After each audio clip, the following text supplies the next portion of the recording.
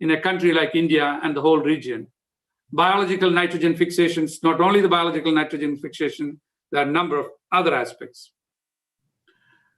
And there are 60 species of grain legumes, and most of them are used in the form of dry, and that's why the name called pulse. Pulse is a Latin word, pottage. Olden times, people used to put in a pot and make a soup out of it. And it is a traditional crop in the agricultural system and a staple food diets in a country like India and in the region.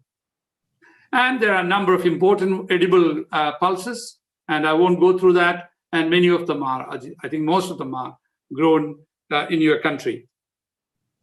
If you look at the origin, the Middle East and Mediterranean region, the chickpea, faba bean, green pea, and lentil. The Americas, the common bean, the lima bean, the scarlet runner bean, the Pari bean, and the peanuts.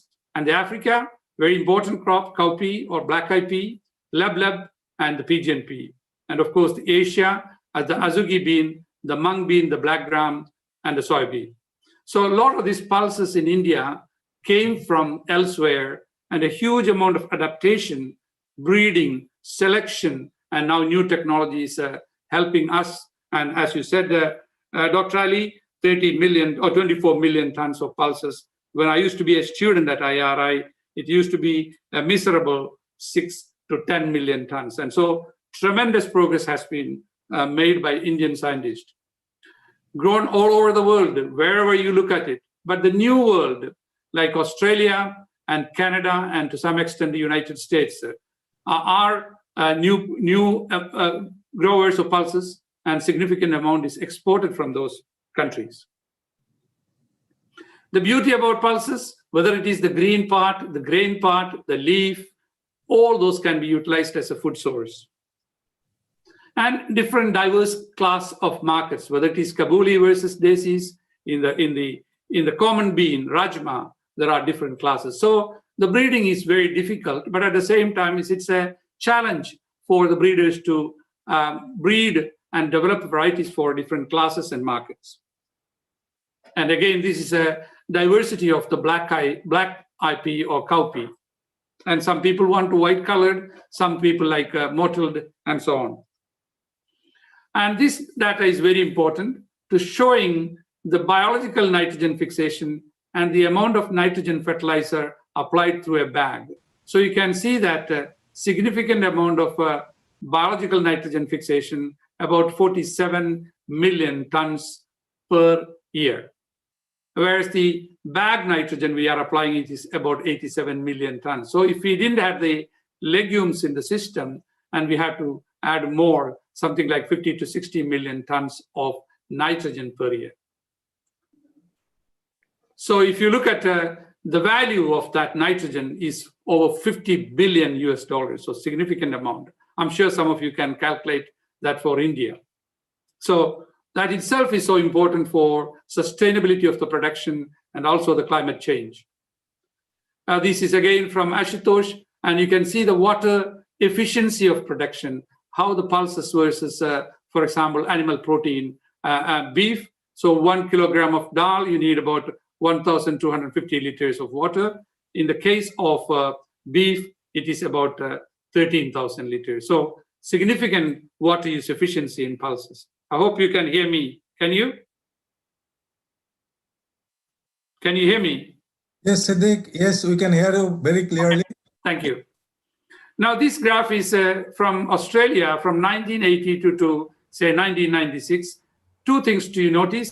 One is the lupin wheat rotation, LW, water use efficiency, that is this one.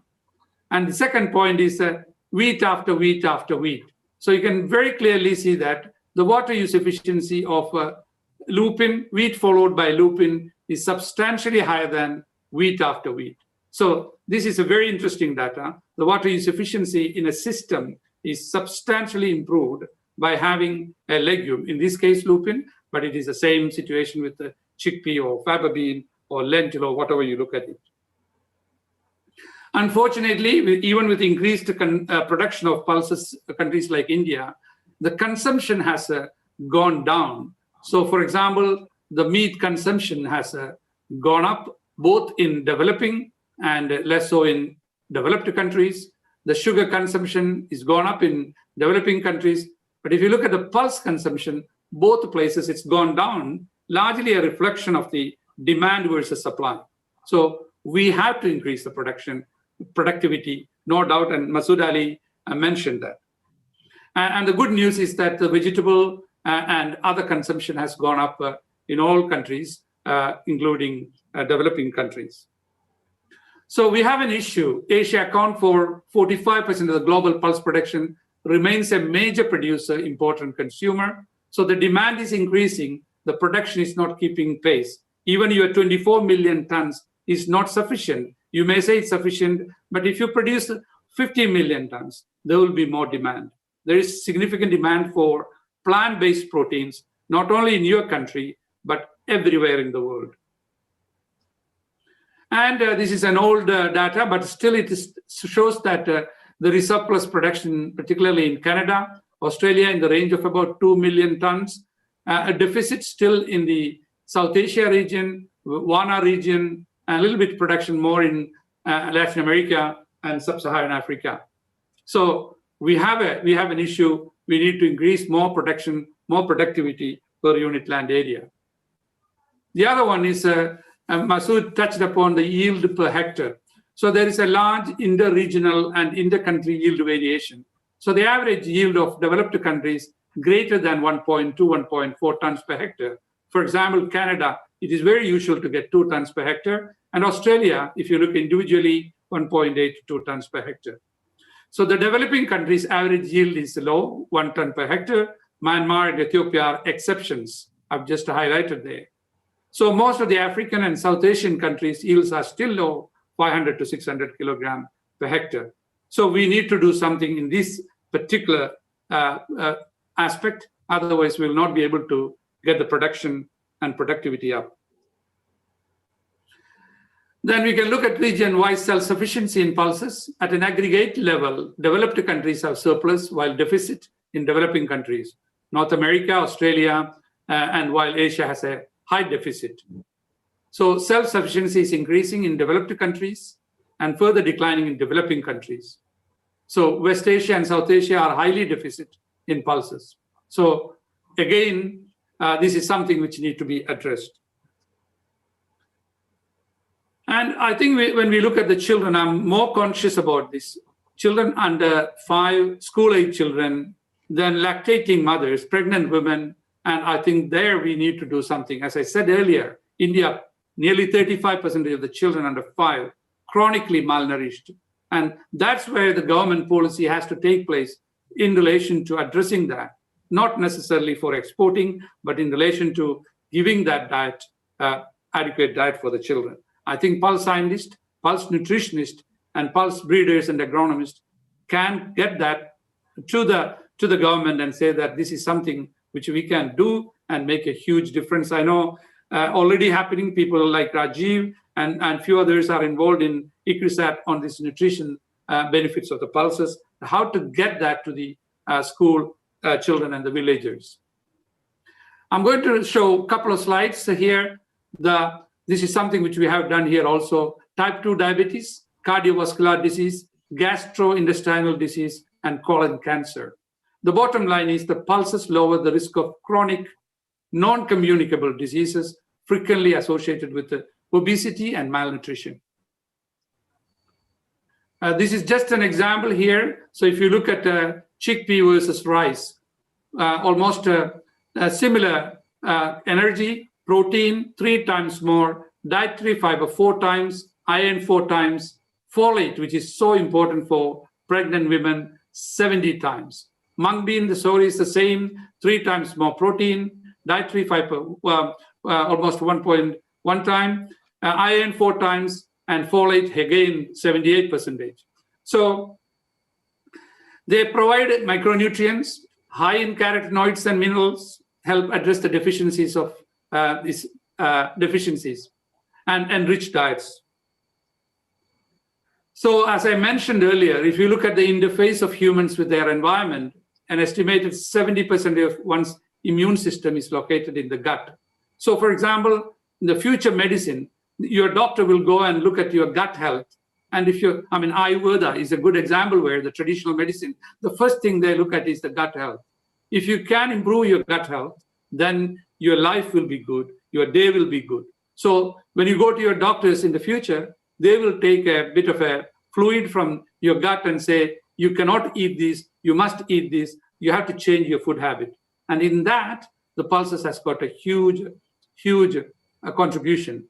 So inflammation of the gut leads to poor nutrition and health. And I'm coming to the end of my, my presentation. And this paper we published a few years ago, 2016, 4 years ago. The bottom line is that neglecting legumes has compromised human health and sustainable food production system in many countries, including your country. So the other point I want to make is that research, development, and extension is too low compared to the cereal crops. We are so much investing in 3 crops, rice, wheat, maize. And I'm so happy that India is the only country in the world where a dedicated institution for pulse research is established. No other country in the world has got. We do with other research, so you are lucky, but that's not enough. Only 175 million per annum is invested in 13 pulse crops, and billions of dollars are invested in cereals. I'm not saying we should not invest, but there's time, there is more investment has to come in pulse research, development, and extension. And if you look at the research on pulses, increased productivity is important, improve climate resilience, understanding the health and nutritional benefits, add value through ingredients and food processing. So these are some of the key areas if I had the money to focus for the next 10 years. This is the second last slide. So how can we enhance pulse production? And Masood Ali touched on that. Of course, genetic improvement and new genetic gains using new technology, vertical increase in productivity through sustainable intensification. Masood mentioned, I don't need to teach you all that. What is sustainable? Closing the yield gap, I'll come back, horizontal expansion, reduced post-harvest losses. So if you look at this graph, yield potential in trials such as Kanpur trials, you get certain amount. Attainable yield in farmers' field, 65 to 70% of the potential. And then if you look at the average farm yield in Bihar or somewhere, the exploitable yield gap is still there. So summary, 25 to 60% of yield gap in pulses. Reasons are many, I don't need to teach you. So that gap alone supplies 60% of the pulse deficit, and the farmers' participatory research, which you guys have been championing, is so important. Whether it is the agronomy, the system-based, or the breeding, we need to involve the farmers. Pulse Farmers Association, which is a success story in Australia, where I had a small contribution I made in terms of bringing farmers together, and called Pulse Association, Pulse Farmers Association. So in summary, Dr. Ali, the International Year of the Pulses 2016, which I had the privilege to work, and yesterday's World Pulses Day, these are timely because pulses are important for food and nutritional security. Let us talk about it.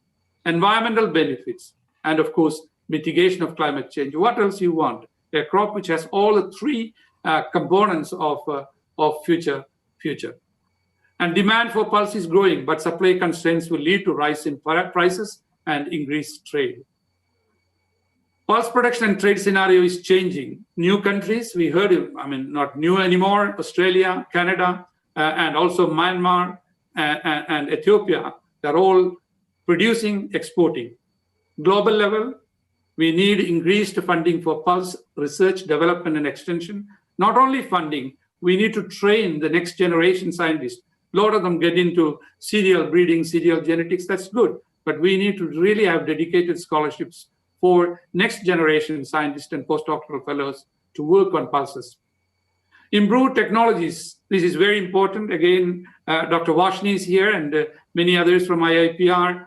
We have the technology, a lot of those technology is coming, and it's good to see that the technology is utilized in developing new varieties in India, but there's much more accelerated development need to happen to take that technology, apply in the breeding programs and other programs. Effective trade, we need to look at, we need to really open up trade between countries. bridge yield gaps to increase domestic production. This is the agronomist's job. Improve pulse value chain to benefit producers and consumers. This is where the food technologists, the human nutritionists, and other entrepreneurs need to come. We need to bring private sector. There's a lot of private sector in the horticulture industry, in the cereal industry, but less so, although you have in India, Mahiko and other people are doing, but we need more. But more importantly, in processing and marketing. And we need innovative institutions for scale. Yes, you have one IIPR, and good to see that IIPR is branching out and other countries, and more emphasis on those institutional structural reforms, institutional capacity building, and more funding for such institutions is required. Thank you, Mr. Chair. I hope I finished on time. Thank you very much, Dr. Siddique, for excellent presentation. Like Dr. Siddique has briefly introduced about the University of Western Australia, which should attract the research scientists and many students to be associated with the university for the research program. He has very nicely introduced the pulses as such. Pulses as a commodity, their value, nutritional value, particularly in fighting the chronic non-communicable diseases, their role in crop management and conservation agriculture itself. He has also given the whole global scenario, of course, in brief, what is the kind of trend, the kind of availability of pulses in different countries, what are the surplus countries where we really are deficient, and what should be our efforts to really improve the productivity in these regions. That's very, very important.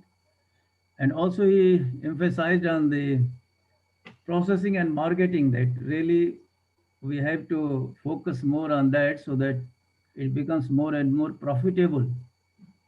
And then involving all stakeholders. If we have to really improve the production, we have to involve all the stakeholders in pulse production. So it was really an excellent presentation, Dr. Siddique. Thank you very much. Thank you. And now the next speaker is Dr. Ghosh, the invited lecturer. Dr. Ghosh is the director of National Institute of Biotic Stress Management. Earlier to this, Dr.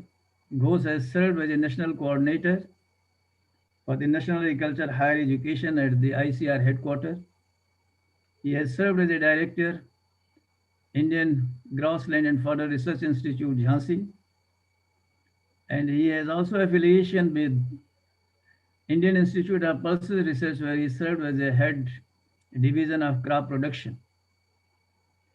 Dr. Ghosh is a fellow of the National Academy of Agricultural Sciences and also the National Academy of Sciences. Very recently, Dr. Ghosh was honored with the prestigious award of Dr. M.S. Randhawa Award given by National Academy of Agricultural Sciences for Agricultural Administration. Dr. Ghosh has worked for a long time in conservation agriculture, carbon sequestration, cropping systems, and of course in various crop commodities from pulses to fodder, and also then in Northeast India he has worked for a long time. So he has a very wide and rich experience. In Rice Fellows he has worked for a long time, and he has got very good experience. So Dr. Ghosh, welcome to you for this session. And now the floor is yours. Dr. Ghosh, please. Thank you, Mr. Chairman, for your nice word, and all the participants and my senior colleague from IIPR, all my colleagues from IIPR. As Dr. Masood Ali mentioned, that I serve at IIPR quite a time, maybe for 3 years. So I want to share my experience, how the legumes are important in crop diversification and its effects on soil carbon management. Okay, am I audible, sir? Yes, please. Okay. Yes, sir. Yeah, let me explain how this legume is important in crop diversification and in intensification. We all know that it has a direct involvement in soil health management, and it helps in input use efficiency. It is a good candidate crop for intercropping and also the climate resilient agriculture. It serves as ecosystem services in different ways, and nutritional security we all understand. Now, this is a very important slide. I want to highlight that so far we have that population increase as a parity with the food grain production in our country. But we have a projection by 2050, we have to produce 333 million tons. But if we see the cropping intensity, so far that our cropping intensity is not a satisfactory one. It is at present cropping intensity is 143. So now to feed the nation and to produce 333, definitely we have to go for increase the cropping intensity either by double cropping or by intercropping means. So this is our challenge and projection before us. Now it is, as we understand, that the protein sources from the pulses are affordable to all vegetarian and all small and marginal foods as compared to other protein sources. This is a clear-cut indication. Now, it is a well-established fact that the role of green legumes in conservation agriculture. It's a major role. The reason being that the crop residue of the legumes is very rich in nutrient, and also and it acts as a cover crop. And this is the two important reason why it fits well under conservation agriculture under zero tillage. Yes, as our honorable chairman mentioned, that it is a good candidate crop of crop diversification intensification because of two reasons. Well, because of the short duration and low input. These are the two reasons of why it is fitted well in a crop diversification, and either in the form of sole crop or intercropping, or maybe as catch crop. Now, we all understand that being a legume and with many feature, it directly contributes the carbon sequestration because of many characteristics which I have enlisted here. And we all understand that its role in biological nitrogen fixation. But I want to highlight here, we have a notion that it fixes nitrogen, but we at the same time we should not forget that it avoid the emission of the carbon dioxide from the if we include this legume in the system, it includes mitigate the emission of the carbon to the extent of 1 ton carbon dioxide from the system. Now, this is a projection. We now describe this diversification through the legumes, or it is already on and rice wheat system, maize wheat system, and rice system. Now, there is a scope that rice summer fallow. I think this is also going in Indo-Gangetic plan. 2 to 3 million hectare already covered. Then rice fallow ecology, that is a very emerging and challenging area. So 11.2 million hectare is there. So even this is work is going on with the help of the international organization as also at national level. Now, there is also scope to introduce the grain legume in various long plantation crop or long duration crop, banana and cotton and other sugarcane crops. Yes, Northeast Hill region is coming in a bigger way for a rice fallow utilization to the legumes. Now, coming to the carbon management, you all understand the carbon management. It is a trapping of the carbon from the atmosphere to the plant system, to the soil through the plant system. This is how we understand how the carbon sequestration takes place. Now, we know that when the carbon is lost from the soil or atmosphere, how it leads and leads to various what are the factors affecting the carbon loss. We know that indiscriminate use of fertilizer, burning, and excessive tillage. Now we also at the same time we know the consequences of the carbon loss. It affects all the soil processes, physical, biological, and chemical process that is enlisted here. Then if we understand that carbon is a backbone of all production system, then then we should not forget that carbon sequestration is not by choice. It is now necessary because it will help in enhance the input efficiency, because soil is so act as a both source and sink of carbon dioxide. So regular addition or supply of the organic matter on inputs either by externally by any means or maybe the legume sources in the cropping system is very much essential, and it is essentially required for carbon sequestration to maintain the critical level of carbon in the soil. Now there are two pathways how we'll go for the carbon management. Number one is increase the inputs by either by vegetation or the crop residue incorporation management. We know that our target is the increase the biomass by any means, either through vegetation or the crop residue. The second option is reduce the loss, carbon loss. One way is the slow the mineralization process, and the second option is the check soil erosion. So these are the process by which we can reduce the soil carbon loss. There are other means. It is enlisted here: zero tillage, conservation tillage, cover crops, so that evaporation loss can be minimized. Now in India, we have the potentiality to go for the carbon sequestration 39 to 49 teragram carbon per year. Now, if we see that this is an important slide, the agriculture intensification alone can contribute 5.5 to 6.7 teragram out of 39 to 49 teragram carbon per year.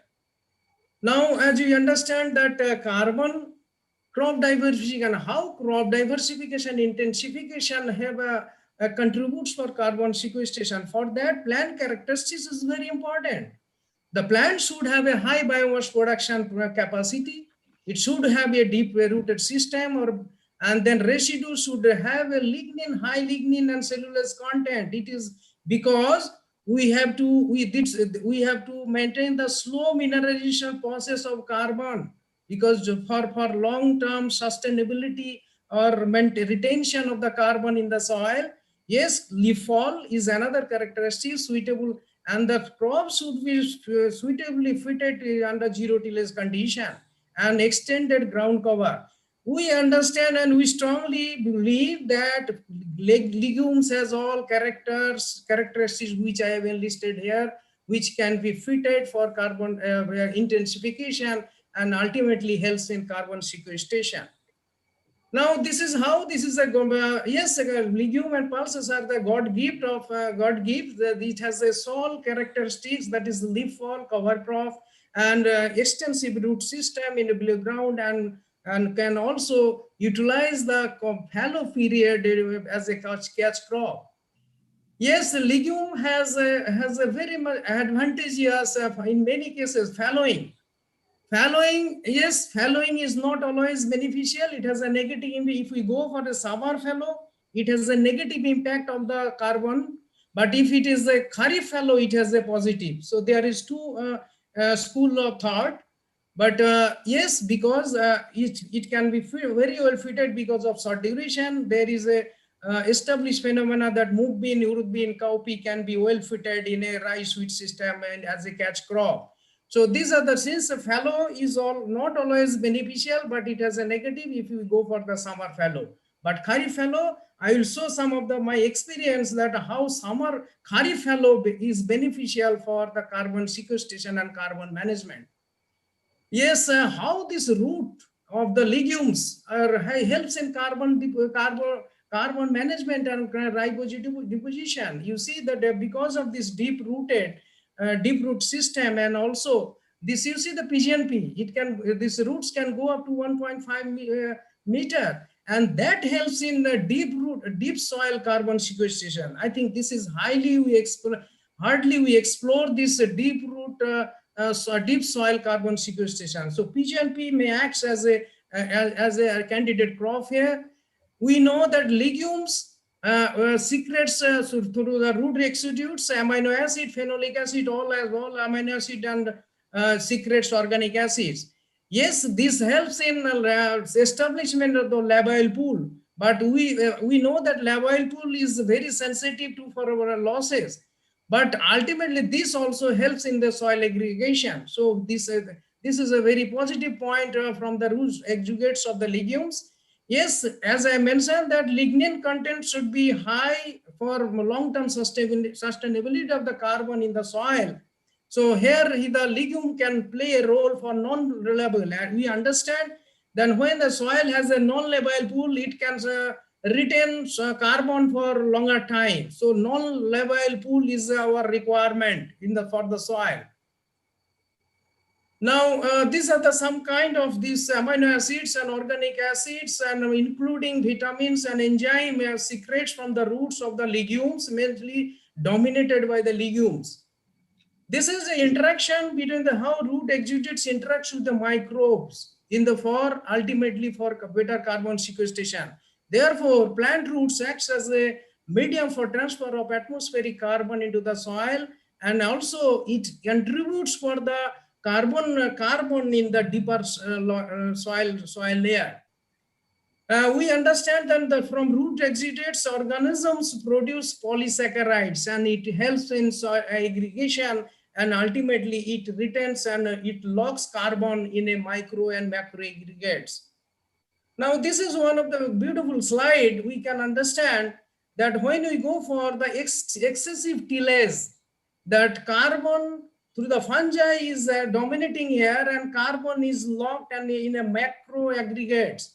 But when we go for zero tillage, the carbon is most of the carbon locked in the micro. So when the micro aggregates carbon is there, so we can expect that for carbon can be retained in the soil for longer time, and that is how the zero tillage is beneficial for retaining carbon in the soil in the micro aggregates, and that ultimately leads to long-lasting carbon in the soil. Leaf litter, I mentioned that the PGNP is one of the example, is a continuous leaf fall that contributes the carbon. This is the quantification we made at IIPR, what is the quantification by the PGNP, chickpea and lentil is a continuous leaf fall contributing to the managed carbon. This is CN ratio. As I mentioned, that the legumes, we have a 3 component in the conservation agriculture: minimum tillage and the soil cover and crop diversification. Here, legume with so many characteristics features is the best fitted candidate crop in a conservation agriculture in diversification. Now, in any cropping system, there will be a continuous oxidation of the carbon, and that depends on the choice of the crops, and definitely there will be less oxidation when you include legume, and there will be addition of the residue maybe through the root system and the above ground portion. But it is not always that carbon will be only gain, it may be loss. So the loss or gain will depend on the choice of the crops and the cropping system. Here, this is my own experience that in the groundnut, we have a notion that groundnut is a legume crop, grain legume crop, and it always benefit in sequestering carbon. It is not like that. If we go for long-term cropping system, the groundnut-based cropping system, this is an experiment with the groundnut, sunflower, groundnut mustard, groundnut chickpea, and groundnut fallow. So that and then we compared with the kharif fallow. This is a side by fallow during kharif. It is very well established from this experimentation that when you go for the groundnut-based system, there is a huge carbon loss to the tune of 1800 kg per year. But if we go for the Kharif fallow, there is an opportunity to go for a carbon sequestration, and then here with the loss is very less, that is 800 kg if we go for the Kharif fallow. The reason being there is a continuous weeds population during Kharif because of the rainfall. So that is an opportunity. That's why in my earlier introduction I mentioned that Kharif fallow is beneficial for carbon management, but not the summer fallow. And to compensate this loss, we need to have supply that 600 kgs, 7,600 kg organic matter per year. And but less amount is required when we go for the fallow, Kharif fallow. This is another kind of the reasons when you go for the soybean wheat system, you see the carbon loss is more than the sorghum. But we have a wrong notion that sorghum is much more exhaustive crop than the soybean. In this case, it is proved that soybean is much more exhaustive in terms of the carbon loss and as also heavy feeder.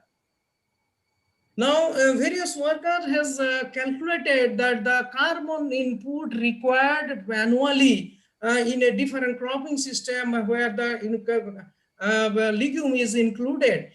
This type of database is very required to have to maintain the critical limit or critical value of the carbon in any cropping system. This is a very important database, has been prepared by many workers, and this is our requirement, that we should have a database how much carbon input is required for different cropping system to maintain the critical limit of the carbon so that our productivity production is sustained.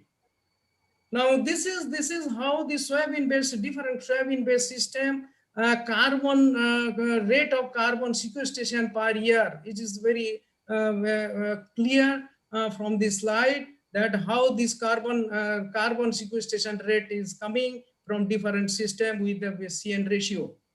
Now this is our own experience work at IIPR. We have a lowland system where rice wheat was the dominating and is a prevalent system. When it is a clear-cut indication when we include the legume mung bean, rice wheat mung bean and rice wheat chickpea or in alternate year, there is an improvement of the active pool of the carbon and passive pool. But here the message is in the rice wheat system and in our lowland system, it is the passive pool carbon is more, and this is the reason is because of this anaerobic situation, the oxidation of the residue is less. And that is why in carbon passive pool, the carbon retention is more, and this is our requirement, because if carbon is retained more in passive pool, it can last for longer time. But the reverse is true in case of upland production system, rice maize system. Here you can see here the active pool is more than your passive pool. So that means under upland situation, that is why that labile pool is more, and it leads to and sensitive to more loss. And that is why always we have a benefit in upland situation, carbon will be more in passive pool. Now this is also some of the observation that when you include the legume, either bean or the chickpea, here this macro aggregates carbon is maintaining more in this soil. This is in rice wheat system in upland situation. Now this is some measurement of microbial biomass. You know that this is a good indicator of the carbon carbon retention. Now here the stabilization is a very good information coming from this slide, that when we maintain the maize wheat and mung bean system, the stabilization, carbon stabilization more, and also it followed by the PGNP, because PGNP has also go for the second best for the carbon stabilization in the soil. Now this is a work from the Pantnagar. You see that whenever we go for the green manure, either mung bean as a green manure or also sanem, you see the carbon carbon changeover carbon is more, so that we maintain a better carbon. This is a long-term experiment from Pantnagar. Now, this is another important. I mentioned rice fallow. Yes, pulses in rice fallow. Now it is a dialogue. It is the emerging area, and in many direction work is going on in eastern and northeastern region. It has so many advantages, and I think it can mitigate the pulse crisis, and also already it has taken care of. This is some of the area where this is work is going on. Madhya Pradesh, 30% area under rice fallow, and then West Bengal is also is also in a bigger good area is there. We know the management practices, many management. I am not going to read. Early maturing short duration variety is the requirement. I think many variety screening has been done, selection has been done, and breeding is also on by different institute and organization. Now, this is some strategy for promoting pulses in rice fallow. This is our own work under National Fund project. The residue management in the pulses in the relay cropping. You see that this work has been done in 3-4 locations. This is at West Bengal with the lentil management, with the residue management. This is in the Varti soil in the Aduttarai and black soil. This is the black ground. And then we know that this is also Lathyrus is a candidate crop. It's a beautiful work, and this, if we maintain 20 centimeter height of the residue, I think we can harvest a good crop and relay cropping in the rice fallow. This is the take-home message from this experiment, and we have done for 5 years.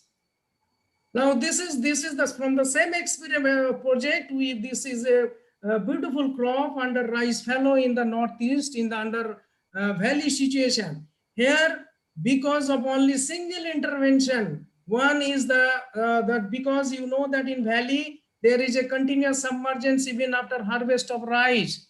So through a trench system, if we drain out the water, we can go for timely sowing of the pulses in rice fallow with a beautiful, with a improved variety, which and this is a variety. I think the variety of lentil has been promoted to northeast like anything in rice fallow, and the result is very encouraging. Now, as I mentioned, that 20 centimeter stable if we retain, and also we can get a bumper crop of the rice fallow in lentil. This is a work of a northeast under this National Fund project. Now, the legume, forest, and crops carbon sequestration. We understand that when we talk of grassland, it is a mixture of C4 grasses and C3 legumes.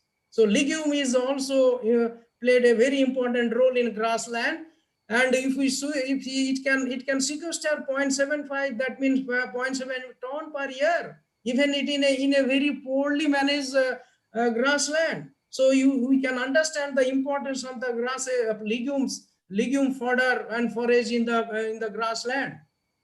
Now the reason being because you see the forage legumes can continuously add the organic carbon and nitrogen and increase the soil organic carbon. The grasses, advantage of the grasses, we know extensive root system. This is how this grassland root system develop both in legume and grasses combination.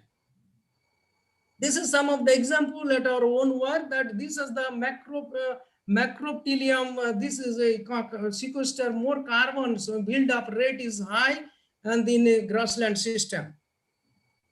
Now this is agroforestry, is a combination of the legume, and then so this is I think now this is unexplored area in our country, grassland and silvipasture system. Now there is there is a lot of scope to explore the carbon sequestration potential in this permanent system.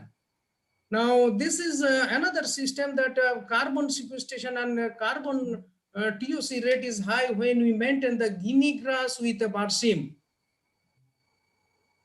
Now, hedgerow is a very potential area in case of northeast in high rainfall area. But if you go for the green manuring, even even for green wiring, I think this will add more carbon in the soil, and this is an opportunity for this Gliricidia, Tephrosia. These are the hedgerow used in Northeast for various purposes. So this is a good candidate crop for carbon sequestration based better soil.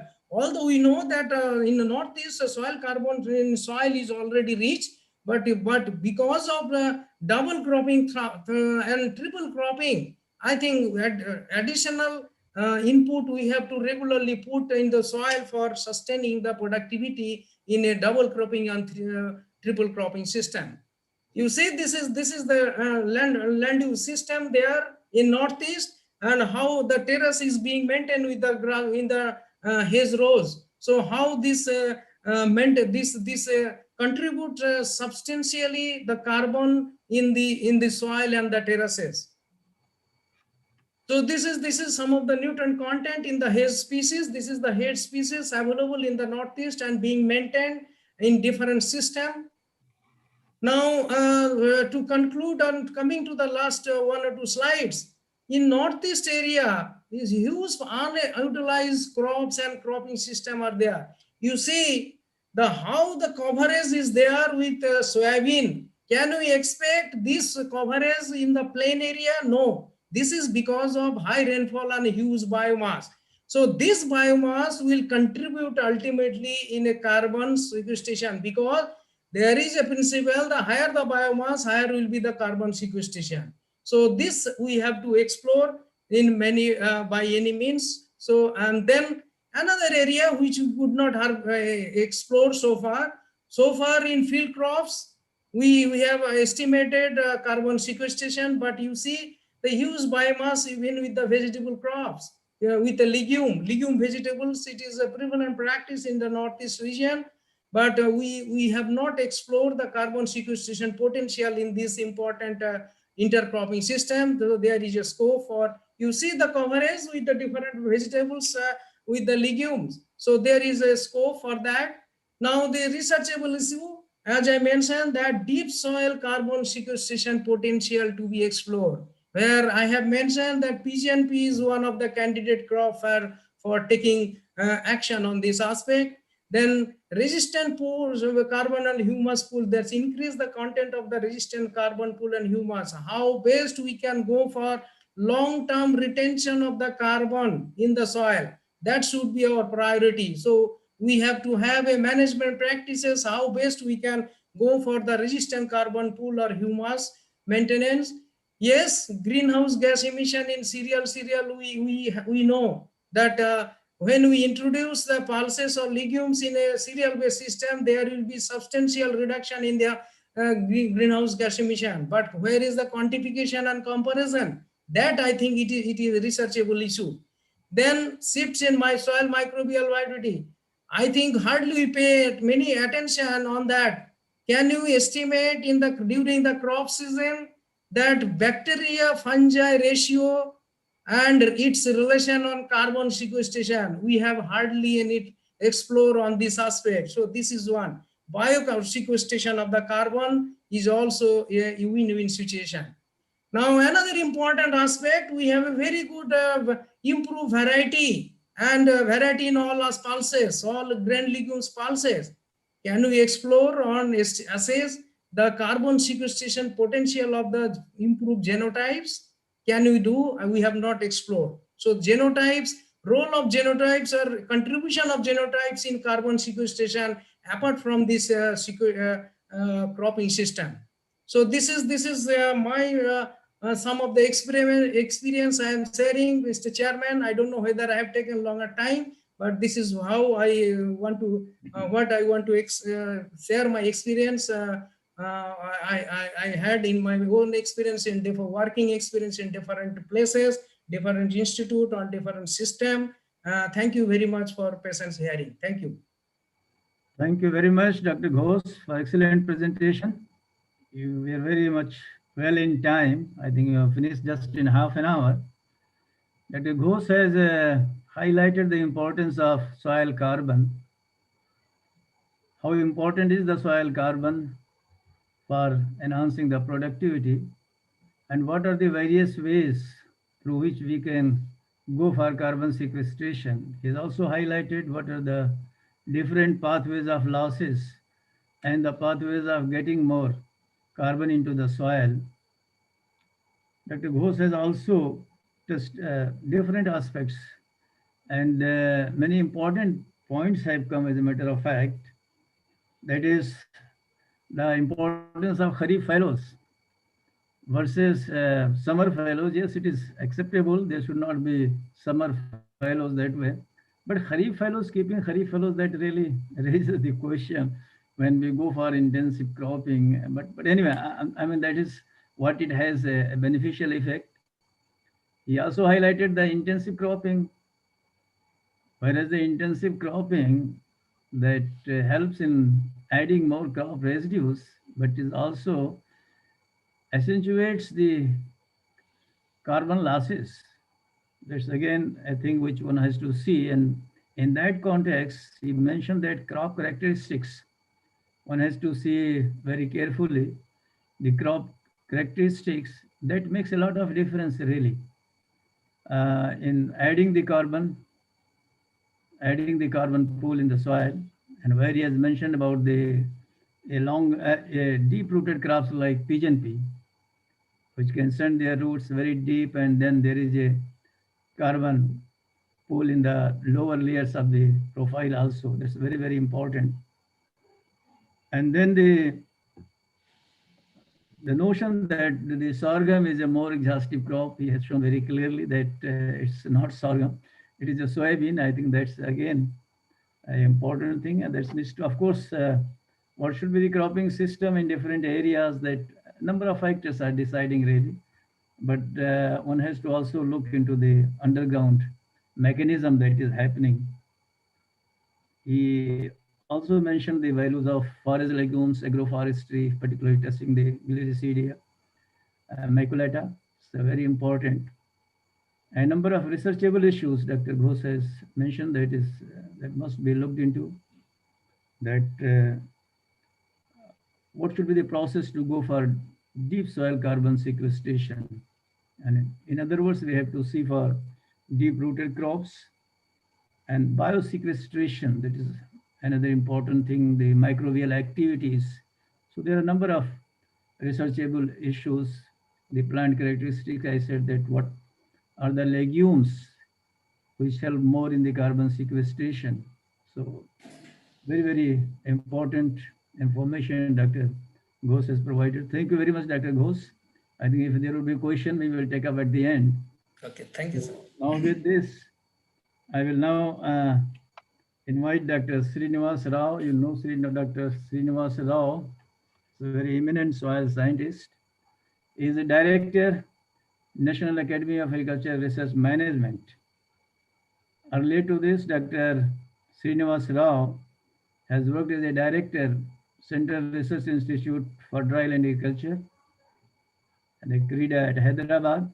He was also project coordinator of All India Coordinator Research Project for Dryland Agriculture. And earlier to that, he had also affiliation with the Indian Institute of Pulses Research, where he served as a senior scientist and contributed very significantly, especially in the nutrient dynamics, potassium, phosphorus, and so many things. In fact, he has a very rich experience. He also served as Indian Institute of Soil Science as well. Dr. Srinivas Rao is a recipient of very prestigious award of the ICR, that is the Rafi Ahmad Kidwai Award. And he is a fellow of National Academy of Agricultural Sciences. Dr. Rao is working more on the carbon positive village development, carbon sequestration, climate change, and of course, being at NARM, he is going for this, what should be really the course curriculum for young scientists and also the senior scientists, so that they are able to deliver well their responsibilities in terms of research and development in the agriculture sector. Now with this, I invite Dr. Srinivas Rao for delivering his key lecture that is on sustainable resource management for pulse production and nutritional security in India. Dr. Srinivas Rao, now floor is yours. Thank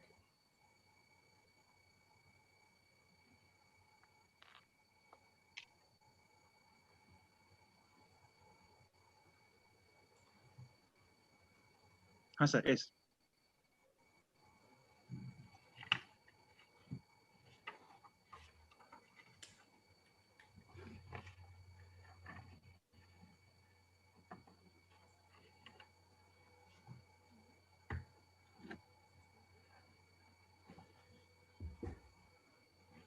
Is it slides are seen, sir? Yes, sir. Yes, sir. Thank you Yes, very sir. much. Thank you. Thank you, respected Chairman Ali Saab, and also Professor Siddiqui, and colleagues and panelists here. I'm very thankful, Dr. N.P. Singh, a very wonderful platform provided to bring all pulse workers. And also congratulations for having a very important, significant event of World Pulse Day yesterday. And it's very happy to come back to IAPR, any activity. As Ali Saab said, that I have great pleasure to work with him 20 years back. And the topic I have been asked to speak on sustainable natural resource management for enhancing pulse production and nutrition security. And very, very important messages given by Professor Siddiqui on nutrition aspects. And a lot of take-home messages are there for the country like India. And and also next speaker, I will take some of those points, how actions can be taken, what are the strategies and technologies and strategies are required towards that self-sustainability of the pulse production in India, and through that nutrition, and what is the critical role of natural resource management. These are the three important keywords in my presentation.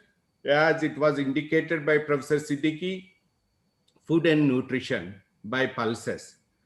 The one important aspect highlighted by Professor Dr. Ali is that now it is a pulses to be grown and expanded in India is a essential, or it is a more than a rule and a law.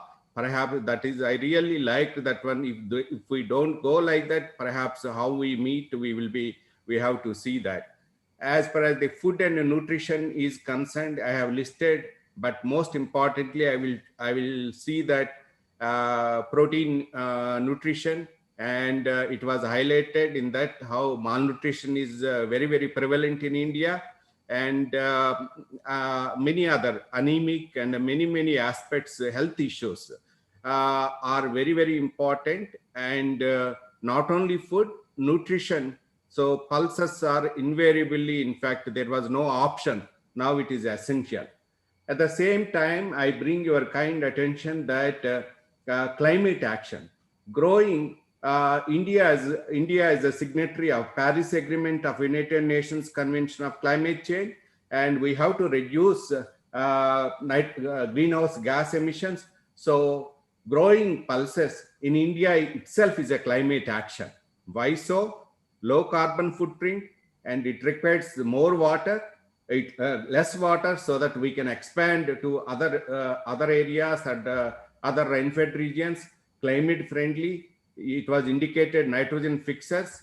Residual nitrogen is available to the cropping system, so that overall nitrogen application in the whole cropping system is less urea and nitrogen application per kg of pulse production, less GHG emissions. It improves soil carbon, as previous speaker said. And by improving soil carbon, what is the benefit? Because around 80 to 90% of food legumes and pulses are grown in India in rain-fed dryland, water-limited conditions. The biggest advantage beside nutrition, the improving soil organic carbon through pulses is it improves more water so that it mid-season droughts can be mitigated and biota and reduces soil erosion, which was explained by Honorable Chairman. Then, in fact, Indian thali, traditional Indian thali, we still in Indian population, we say that around 30% vegetarian population, but it is whether non-vegetarian or vegetarian. You see, the pulse-based food items are essential in thali. Even for non-vegetarian, every day that consumption of pulses are very, very critical. And that's why our country, India, really needs and we have to look forward more intensive pulse production or improved technologies for improving the pulse production and towards that overall nutrition and sustainable goals. And one of the slide previous speaker presented that developing countries and developed countries, the population growth is happening mostly almost developed countries. The bottom line can be seen, but the expansion in the world population is increasing in developing countries, including India and Southeast countries. That's why feeding these billions of human population, certainly we have to look forward different pulse policy. If I say that whole pulses pulses security in India, now we are reaching 104 billion Indians, 1/3 vegetarian, and most of these pulses, whatever we say that whenever the moment water is available, people move to water-loving crops like rice and other crops. And we have 26 million hectares of degraded lands in India, but always pulses are pushed to the marginal degraded lands. And another important challenge for pulse security is the rainfed, because the moment of water is not there, there are many problems. Water uncertainties leads to many issues. So it is most of the pulses are grown in rainfed system, and package of technologies transfer. That is really, if we see that frontline demonstrations, now we have to orient pulse frontline demonstration. It is not sectorially that crop-based pests, insecticides, that kind of that package delivery is very, very important. Markets and prices, very, very important. Markets, unless there is a support systems is not there, farmers, I think we have to make them to willing that to grow pulses, because of prices and markets are very, very important. So as it was indicated, falling pulse availability and protein malnutrition. And the important aspect is that we are largest producer and consumer, but one of the important challenge for pulse security is coming climate variability and climate change. So by 2050, it was indicated at present, last 5 years, if we see that we have reached 24 million tons of food pulses, but we have to increase to almost double, more than the double, to meet the country's requirement of pulses. So if I put supply and demand in the country, the total pulse production 2019-20 was 23 million tons, which is higher than around 3 million tons than the 5 years earlier. The average, if I take that, because over the some years, the average of last 5 years is around 20.26 million tons. But this is the thing, and as per the IIPR Indian Pulse Research Vision document is that in another 30 years, 29 years, we have to produce another 20 million tons of pulses to meet the internal demand. So the supply and demand is very, very important to overall the planning of the pulse program in India. That's why realizing that because of food and nutrition and climate action, International 2016 was declared International Pulses, as everyone know. But the critical aspect of the pulse production in India is the yield gaps. And you can see that though variety cultivar has large potential of yield potential, but there are many aspects which are limiting the realizing that potential of that genotype. you can see that average is in Kent almost at around 50% only in major pulse crops like chickpea to lentil. But this is the where we need to see that expansion. One way we have to see, and strategies, intensification, expansion. But most important aspect is that how to see the yield gaps by technology packaging, especially natural resource management like water, soil, climate, biodiversity, etc., etc. So these are the technologies and strategies which I am proposing. Of course, I'm highlighting for enhancing the pulse production in India. I have listed around 20 strategies how to enhance, where, when, and how, and what are the limitations for that each technology and strategy. First one is a basal requirement is we need stress tolerant cultivars. For example, when climate change is happening, and the issue of the climate change in India, across the world, in India too, over the last 30 years, the country's average rainfall has not decreased. But what happened, number of rainy events have increased. So, for example, if I take Hyderabad, we receive 750 mm rainfall. Last year, it was totally flooding. In fact, each day we have received 2-3 days, 200 mm rainfall. So when it is rainfall pattern is being changed, really we need a stress tolerant cultivars. Maybe it is a moong bean, and maybe pigeon pea, maybe and horse gram. These are the three important, just as an indicator that why we need a stress tolerant pulse crops are really required to sustain the pulse production in India under the changes of climate change.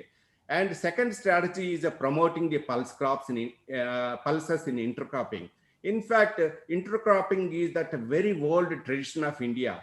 But one of the limitations which really not taken intercropping to that extent, and also farmers felt that when farm mechanization, suitable farm mechanization is not available, and especially when rainfall is delayed, we wanted to grow instead of monocrop to intercropping system. At that time, within 5 days, 10 days time, seed availability is the important aspect. Agro advisory is timely, and contingency that I will come back. So these are some of the predominant pulse crops we have to take forward. But when we need the supporting systems, which I have indicated the bottom, then only we can take successful intercropping system.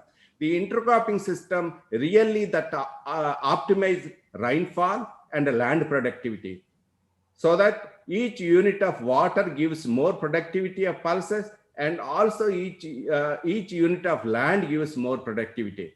So we can see that if different regions, the efficient different intercropping systems were identified in equipped or dryland agriculture, we can see if we are implementing, the yields advantage is more, from 25 to 50%.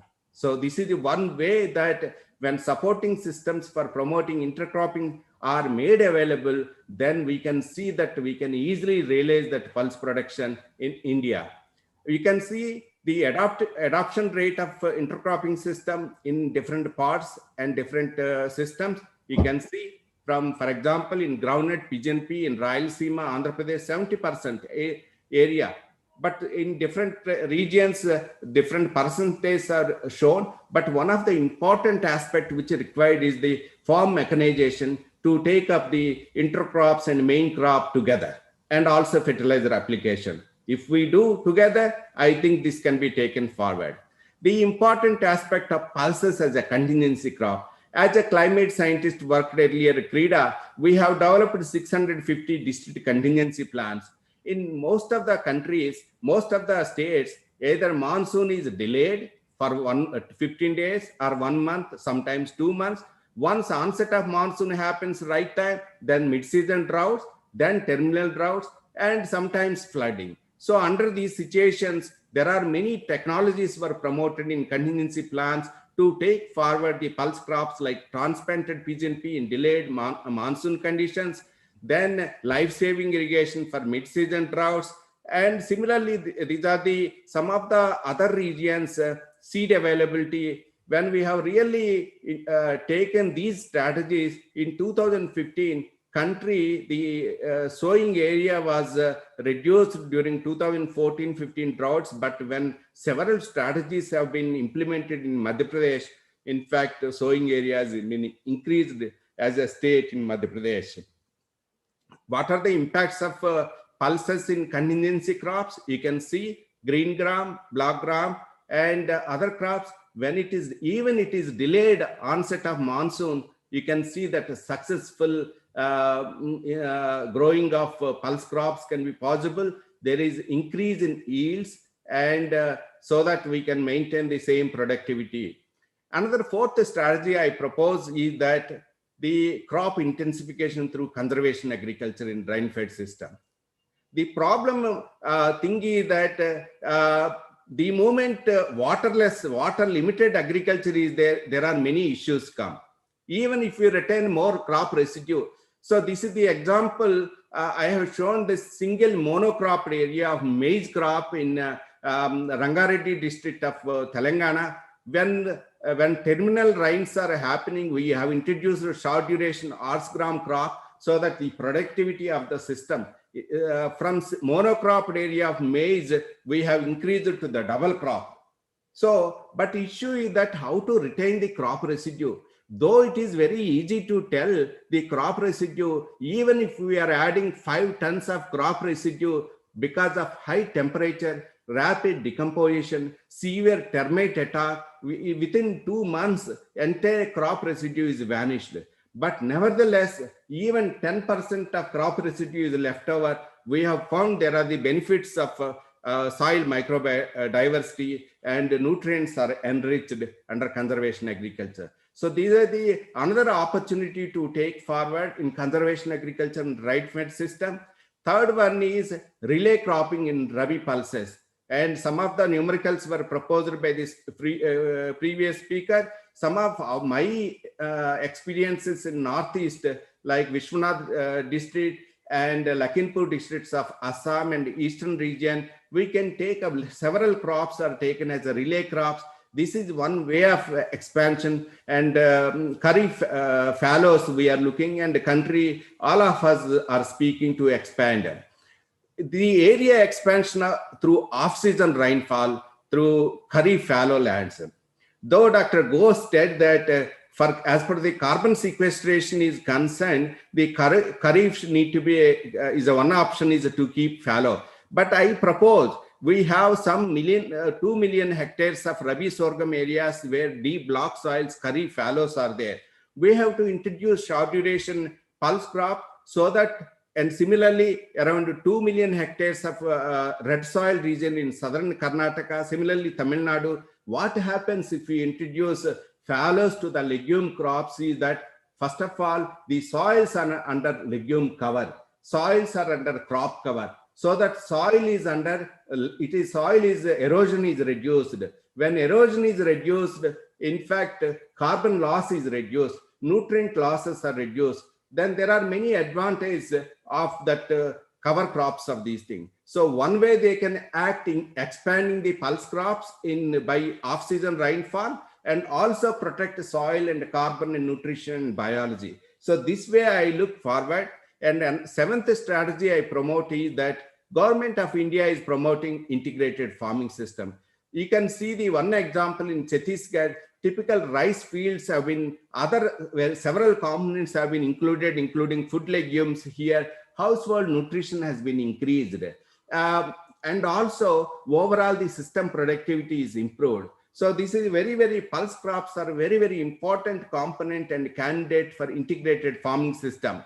And another important aspect is that how to utilize weather bulletins and agro advisories in terms of sustainable pulse production, especially by using, though under Fasal Bima Yojana, number of farmers registered is limited, but we are seeing that increase in number by utilizing weather bulletins, agro advisories. Sowing input application can be avoided, so that if fertilizer application is done without following agro advisory, it will be wasted. Similarly, farm operations.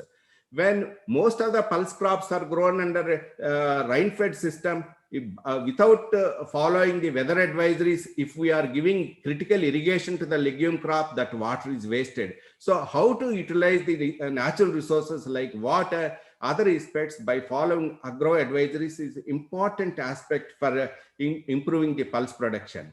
If we see the climate vulnerability in India, most of the pulse crops, like see that whether it is a Madhya Pradesh, maybe Rajasthan, maybe Uttar Pradesh, all the Maharashtra, Telangana, Andhra Pradesh, most of these pulse growing regions are highly vulnerable, either droughts or floods or a heat wave, other things.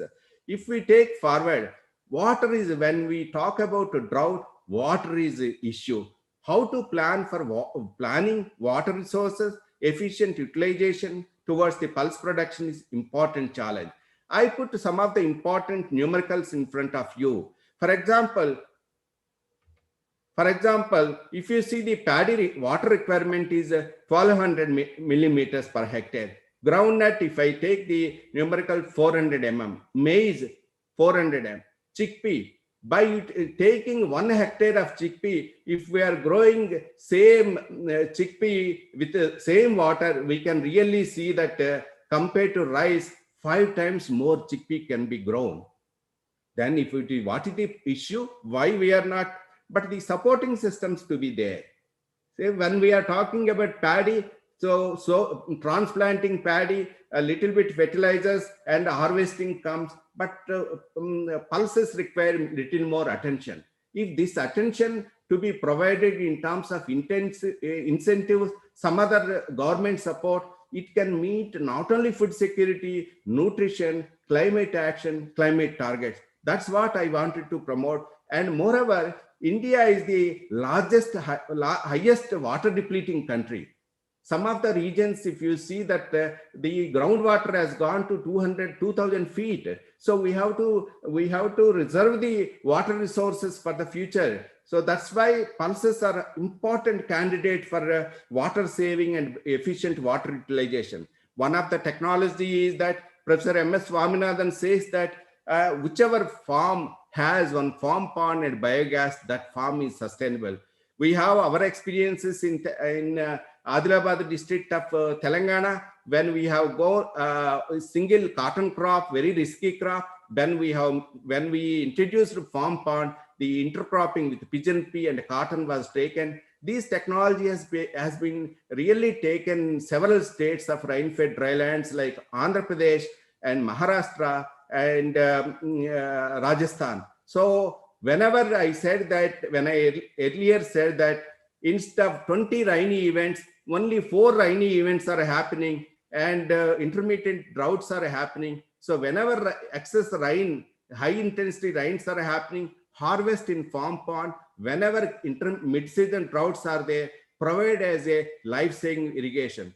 I show that what is the critical impact of one irrigation through life-saving irrigation. You can see in this slide. When pigeon pea, mung bean and chickpea, one protective or life-saving irrigation is given in rain-fed and irrigated, you can see that there is more than 2 times of yield increase. Single life-saving irrigation of collected farm pond water in typical rain-fed dryland, it makes a miracle to increase more than 2 times of, for example, mung bean from 5 quintals to almost 11 quintals. You can see that a chickpea, it is a double. So water use efficiency is increased. So that's why a critical fact, water is very, very important. 10th strategy I propose is land treatment for rainwater conservation. And these land treatments are also important for whenever rainfall is deficient, they act as a water conservation. Whenever there are the excess rainfall, high intensity rains, they will let out the excess, they drain out the excess water. You know that as I was telling that last year, when 2-3 rainy events of 200 mm rainfall happened in Telangana, most of the pulses like mung bean, other crops are severely affected. So one of the important pulses are sensitive to waterlogging. Then this technology of broadbed is taken up Madhya Pradesh, Rajasthan, Karnataka, AP, Telangana and Maharashtra. And some examples I am showing here is broadbed furrow technology for block soils of India. And really it makes water conservation efficient. And you can see that left side, whenever high intensity rains are happening, it lets out that excess rainfall. Another important 11th strategy is, very often we think that by climbing nitrogen, legumes are nitrogen fixer. But nitrogen fixer, we are also applying rhizobium cultures. But the quality of rhizobium culture is very, very important. We have seen in many cultures, many companies which are being provided, whatever research institutes are providing, that is, the culture is more quality. But people, when farmers are purchasing from private people, dealers, the quality of the culture is inferior. But we assume that nutrition is, pulse crops are self-nutrition, self-manured crops. But it is not so. And you can see that most of the pulse growing regions also deficient, not only nitrogen is deficient, and also many phosphorus is deficient, potassium, secondary calcium, magnesium, zinc, boron, etc., etc. That's why we have to see that, as Honorable Chairman said, that we have to give equal emphasis for nutrition aspects in case of pulses. Then only productivity, that yield gaps can be reduced in cases of. When we see that what is the based on soil health card, we have applied the nutrient application in cotton pigeon pea intercropping system. You can see what is the impact of balanced nutrition in farmers' practice. There is a tremendous impact. There is another opportunity in typical dryland. Though we speak about pigeon pea crop residue, but majority of the pigeon pea residue is being burned in the field conditions because it is very hard to decompose. When subsequent crop is taken, it hits the animals and human beings. So farmers are trying to burn it. So one of the aspects which we propose, and perhaps the future technology, is a biochar, to convert the residues into biochar. By putting the biochar, of course, carbon is sequestered, and also it absorbs more water so that mid-season droughts can be avoided and minimized.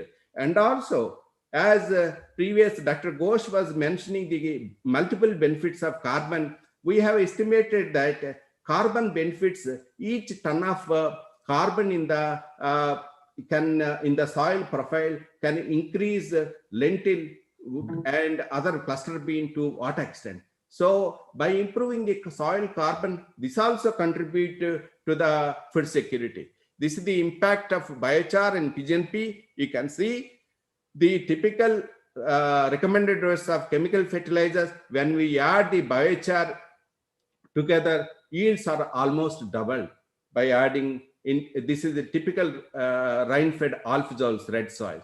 Another 12th strategy is that we have largest, one of the important government program is going on, Mahatma Gandhi National Rural Employment Program. The soil which is eroded and deposited in the tanks can be brought back, desilting, and applied to the field. You can see the one example where the bottom is that tank silt applied field in red soil, and top of red color is seen that without tank silt. So when we are recycling, it's a soil health restoration is happening. Especially it is a very useful technology for improving the pulse production and light textured alluvial soils. The another important aspect which we have taken is that pulses for climate action. Dear friends, that 2015 Indian Honorable Prime Minister has signed as a Paris Agreement, we have to reduce greenhouse gas emission. You know that, right? These are the three important greenhouse gases from agriculture. At present, around, including land use system, agriculture is emitting around 26% of greenhouse gases. What are the predominant greenhouse gases? Carbon dioxide, methane, and nitrous oxide. Carbon dioxide is coming from soil, tillage, and residue burning. Methane from livestock and paddy fields. Nitrous oxide is coming from urea. So you can see when we talk about urea and DAP, pulse crops are very, very important. When you are just bringing, that's why in first slide I mentioned that under the climate action, growing the pulse crops itself is a climate action. What are the benefits? And the important aspect here is that The global warming potential of carbon dioxide is 1, whereas methane is 30, nitrous oxide is 300 times. So when nitrogen fertilizer is a source of nitrous oxide, when pulse crops are fixing nitrogen and also providing residual effects to subsequent cereal crops, these are the important climate action and climate mitigation options to strengthen the pulse crops. 14th strategy is that the point I wanted to mention here is that hitherto in technology through KVKs in demonstrations, we used to demonstrate better crop varieties are better than the traditional variety. Improved fertilizers are better than the this one. And in INM is better than that. Irrigations are better than no irrigation. But the era for improving the pulse production is technology packaging. We need basic improved cultivar. I have seen the left side, a pigeon pea crop. For that intercropping, we need farm machinery and less. We have to integrate water management. We integrate soil management. Then we can really improve the pulse production from almost double. So technology packaging, from the single technology to combining the package, implementing these technology packages. In fact, this is the technology package, the success story of the Pulse mission, which IIPR has taken 2016 and 17. Within no time, in a year, country has produced 3 to 4 to 5 million tons because of this secret of technology packaging. We have to sustain this implementation. There is another opportunity. Lot of solar missions, solar systems are coming. The water in typical dryland, whichever is water used for washing. For example, this is a slide is taken from Kazri Arid Zone Research. We can include some of the legumes. There is another option. But all these climate resilient villages, we have included in 151 villages across the country. When we are taking the sole cereal crop to pulse crops, community is to be implemented. Community seed systems are very, very important. Community customizing centers are important. Cross-learning important. Capacity building to stakeholders are important. Then only we can take that really we can improve the pulse area, pulse improvement in the country. And when we have a lot of technology, 500 crop varieties and several technologies, which I have and the previous speakers have indicated, we have constant interface with the different states. This is some of the example I have taken, my experience of taking to 12 to 15 states. We have taken agriculture contingency plans across the country where pulse crops are very, very important, diversification and all these things. And we are very, very successful, including the pulse crop in place of monocropping. What is the framework for pulse mission, which I have indicated that earlier, what is the success happened in 2016, 17, 15. So we need strong R&D, research and development. Education is very, very important. We have to sensitize, especially nutrition. In fact, nutrition sensitive agriculture, when nutrition comes to India, educated India, pulse crops are invariably in India, are important. Capacity building, we have to strengthen, we have to sensitize community, we have enabling policy. And for example, environmental services provided by pulses, we have to bring out that if farmer has to move away. Recently, we were discussing at Rice Congress, International Rice Congress at CRRI Cuttack. We are promoting that how much rice area can be given to pulses, how much rice area in India can be given to oil seeds. So when we have to give up 2-3 million hectares or 5 million hectares of rice area to pulse mission, a policy is required, large scale implementation is required for pulse crops, then only we have to improve. This is the last slide, just a hypothetical, my calculation I was making. When we wanted to see that pulse areas in cropping systems, as we have taken that relay cropping and other crops, these are the different states like Assam, Odisha, AP, Telangana, Karnataka, Maharashtra, MP. We can easily cover up that 5 million hectares can be taken up. When we calculate each ton per hectare, we can easily increase 5 million tons of pulses. beside million pulses, how much nitrogen can be fixed, how much carbon can be stored, how much soil can be loss can be minimized. These are all environmental services can be done by pulse crops. Rice areas to pulses. As I was telling that several areas wherever we have off-season rainfall. For example, in Bangalore, Karnataka, southern Karnataka, we receive around 100 mm rainfall before finger millet crop is taken during April, May. Cowpea crop can be introduced. That another 5 million hectares, that situation is available. Even Ali Saab was telling that Kharif fallow in Maharashtra. So together we can really have another 5 million tons. And also it saves water. It reduces the groundwater depletion. Third point I was highlighting is technology packaging. Genotype is essential, but taking all weeding, water, soil, plant protection, another 5 million tons.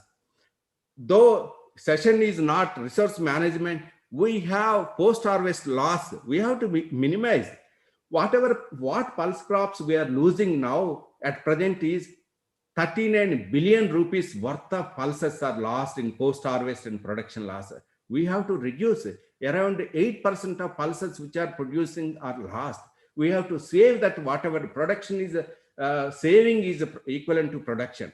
And processing and value addition, it improves livelihoods, income, loss reduction, nutrition, so that it will really contribute that overall food security, nutrition, and climate action through sustainable resource management. So thank you very much for this opportunity. This is the norm glimpses, and these are the, as Honorable Chairman said, that all the scientists come here as first they join at NORM, they complete foundation course for 3 months and they are posted.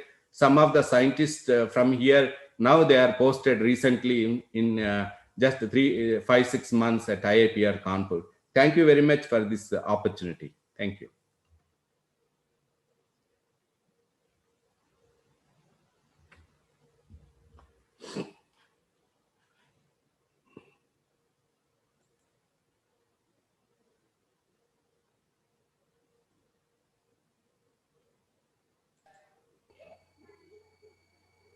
Okay.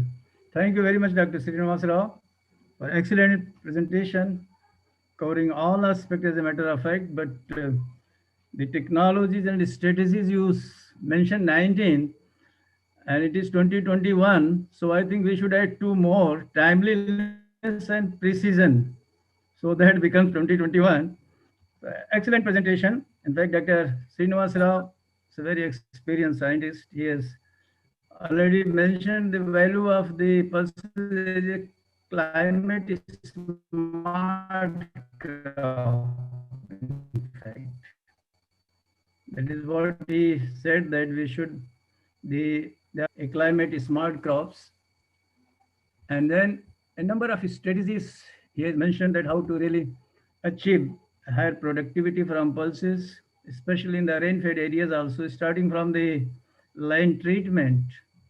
He mentioned about the efficient use of nutrients, balanced nutrition, and then efficient use of water, taking the help of weather advisory, and then going for contingent crop planning, using the pond water, etc., for also use of biochar technology packaging, because it's not the single one, but there has to be technology packaging. And that should then involve the interface with the other stakeholders, with the state. That's very, very important. And then how to achieve self-sufficiency. A number of points again he has emphasized at the end. And one more important thing about the intercropping, what he mentioned, that is now intercropping is being recommended, especially for rain-fed areas, dryland areas. But we should have that kind of farm machineries, really, that we should be able to plant both main crop and intercrop together. So that will ease the planting these intercrops on a large scale. And then the conservation agriculture, taking the help of conservation agriculture for intensifying the cropping system in the rain-fed areas. So that's very, very important, because in the rain-fed areas, most of the rain-fed areas, they are only monocrop. How to take two crops. So that's very important. If we take help of conservation agriculture, have appropriate selection of the crop varieties, etc., and of course the technology.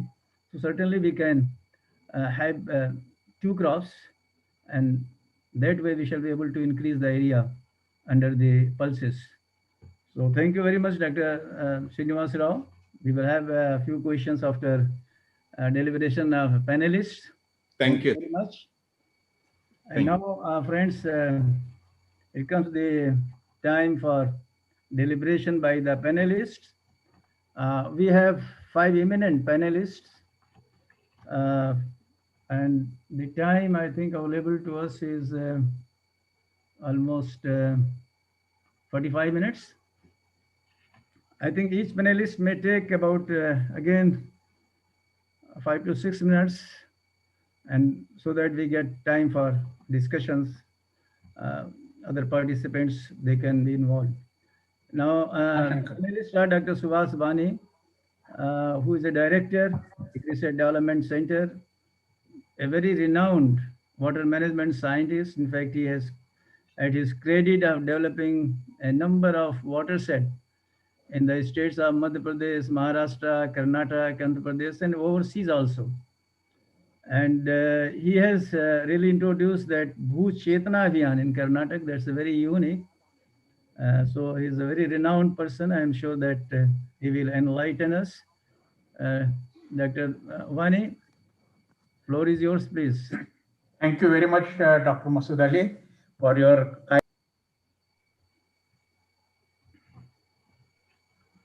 It's not audible. What's the reason? You are not audible, Dr. Vani.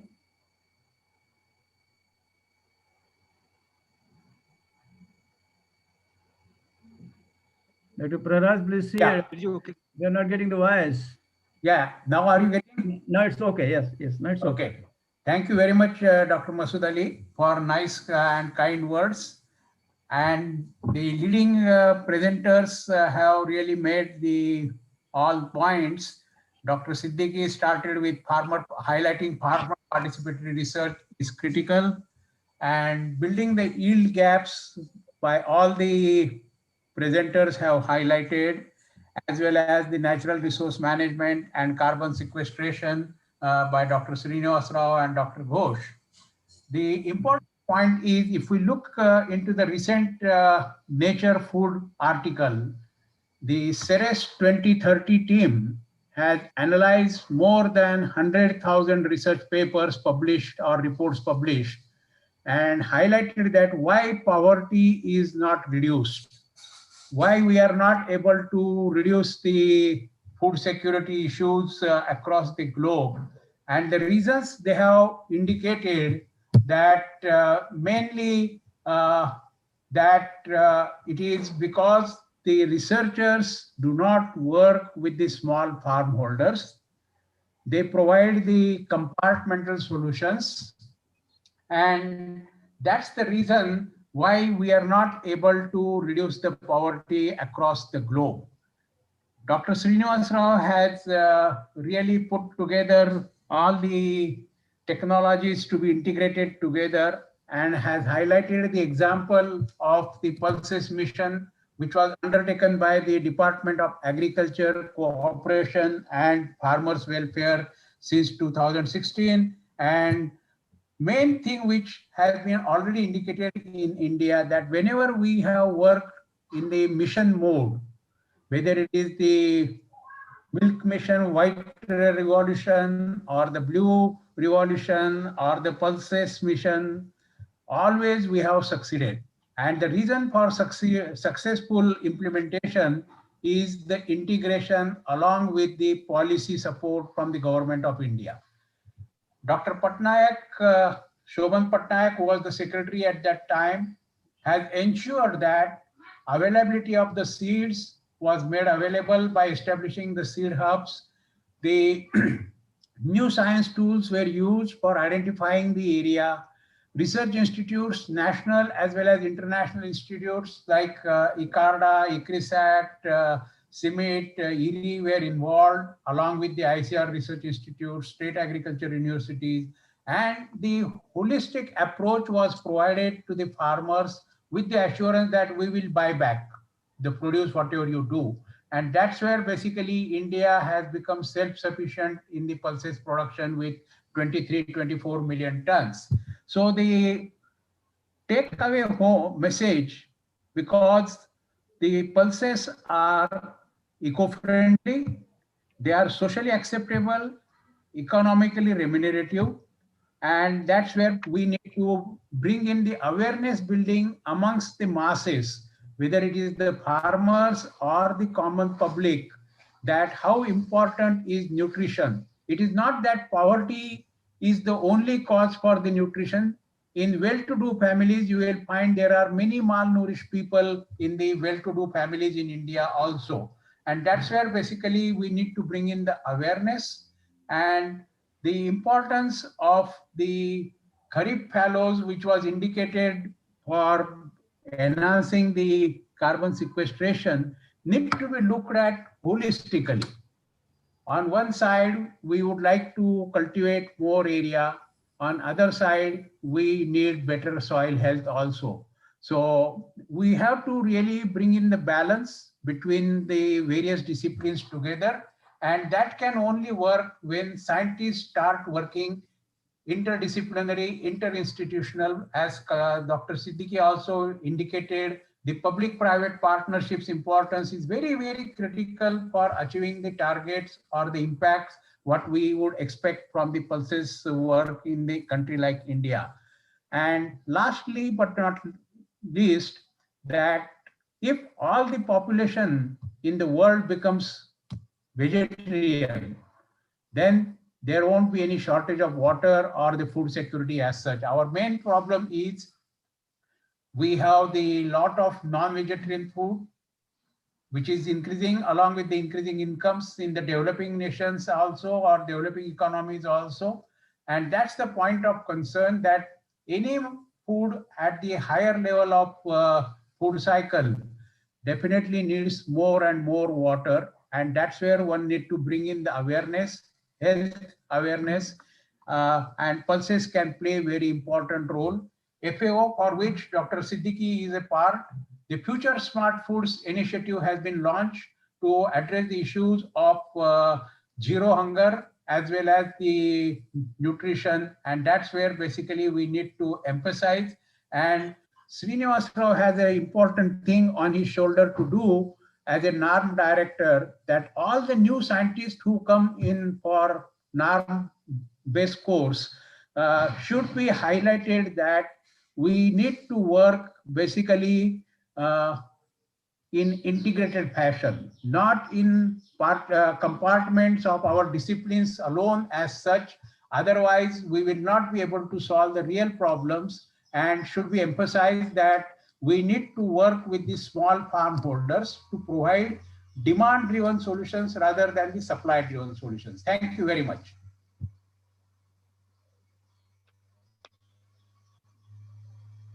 Over to you, Dr. Ali. Okay. Thank you very much, Dr. Subhaswani. In fact, you have mentioned very important point that we should connect the small holders, small farm holders. That's very, very important, really. If we only connect ourselves with the big farmers, many times our technologies, they will not spread really, because the small farmers, they are in large number in the country, and therefore we have to connect the small farm holders. You mentioned about our holistic approach. Yes, that's a very important. Unless we go for this holistic approach and involving all the stakeholders, then only we should be able to really achieve the goal and try to spread the research information, the technology that we have developed, and that should be acceptable to the farmers. Thank you very much, Dr. Subhaswani. Now, our next Next panelist is Dr. S.S. Singh. Dr. S.S. Singh is Director, Extension Education at Rani Lakshmibai Central Agricultural University, Jhansi. Earlier to this, he served as a director at RE Kolkata, and also he had been head of Division of Crop Production at Indian Institute of Pulse Research. He has very deep knowledge and experience in resource conservation technologies. So I invite Dr. S.S. Singh for your views, please. Thank you, Chairman, sir. Sir, we know that the pulses requires the four major focus: the variety, market, water resource development up to a limited level, and package of practices. So all four have four components has major needs to be more focused. Now I will talk some this research extension interface, because I am supposed to deliver on that point. Because research point has been discussed by our colleagues earlier. Sir, in our ICR extension program, this Nutri Village concept and Nutri Thali project is being popularized by KVK at village level. And we have several pulses varieties rich in micronutrients, iron, zinc, etc. So we need to go on massive scale seed production program in the seed hub, so that these varieties are available at the field level to go at the in such concept of Nutri Village concept and Nutri Thali project. Otherwise, if the seed is not available, then our research will be a kind of concealment. So that attention is required at the national level to produce such kind of variety.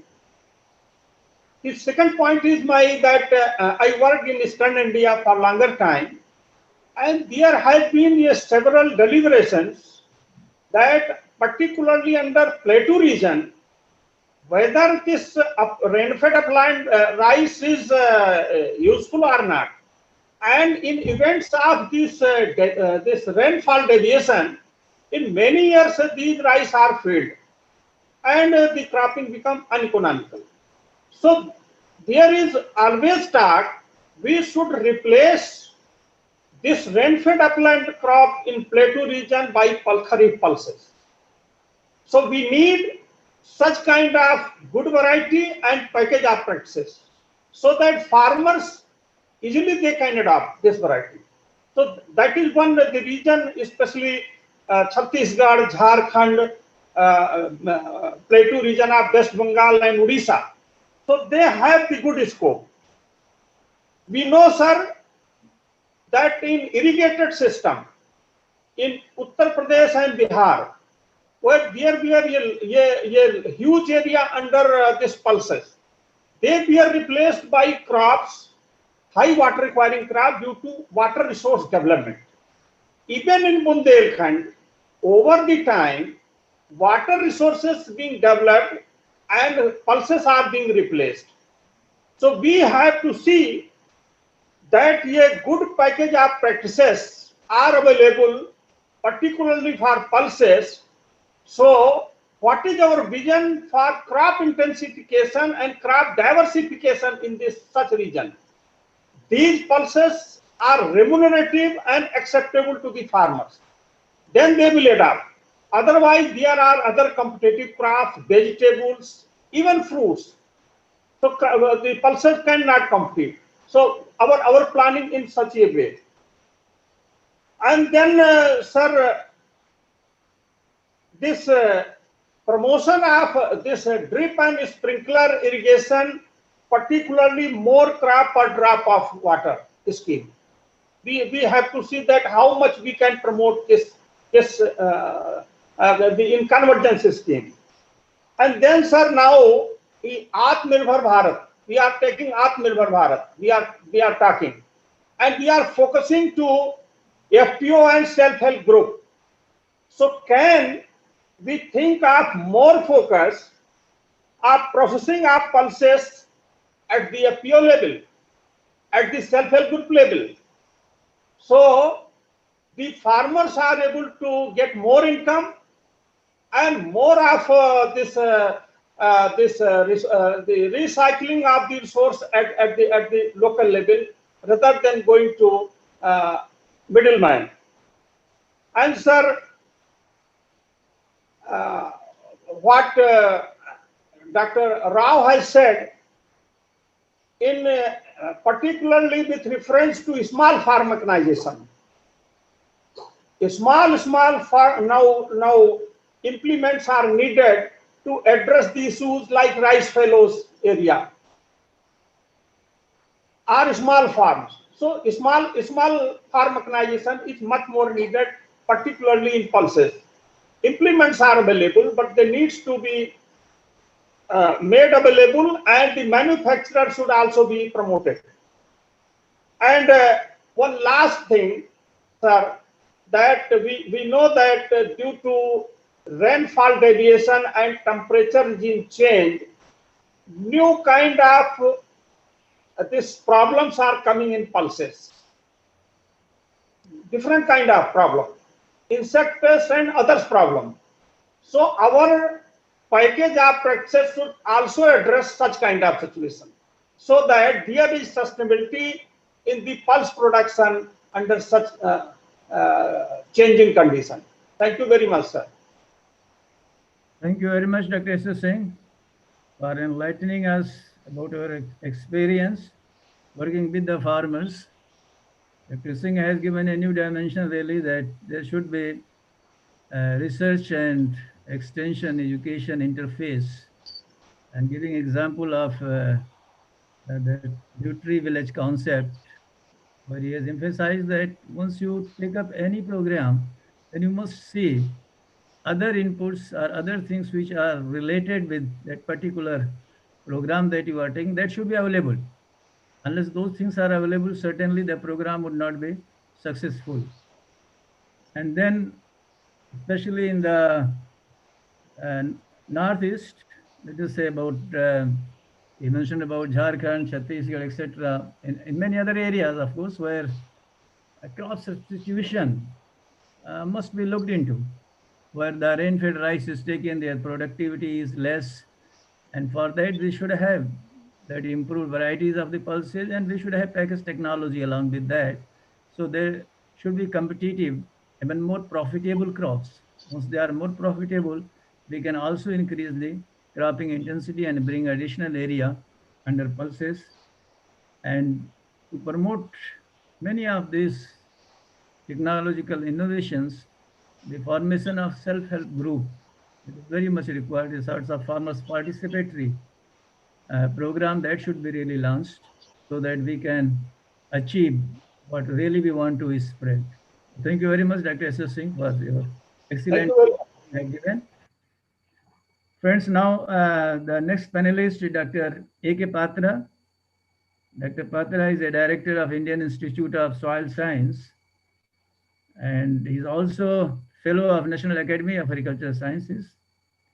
Dr. Patra had a very wide and rich experience of working at different institutes, at Indian Grassland Fodder Research Institute, Central Institute of Fisheries Education, IRI, and is a very eminent soil scientist. So we would like to listen to you, Dr. Patra, your views.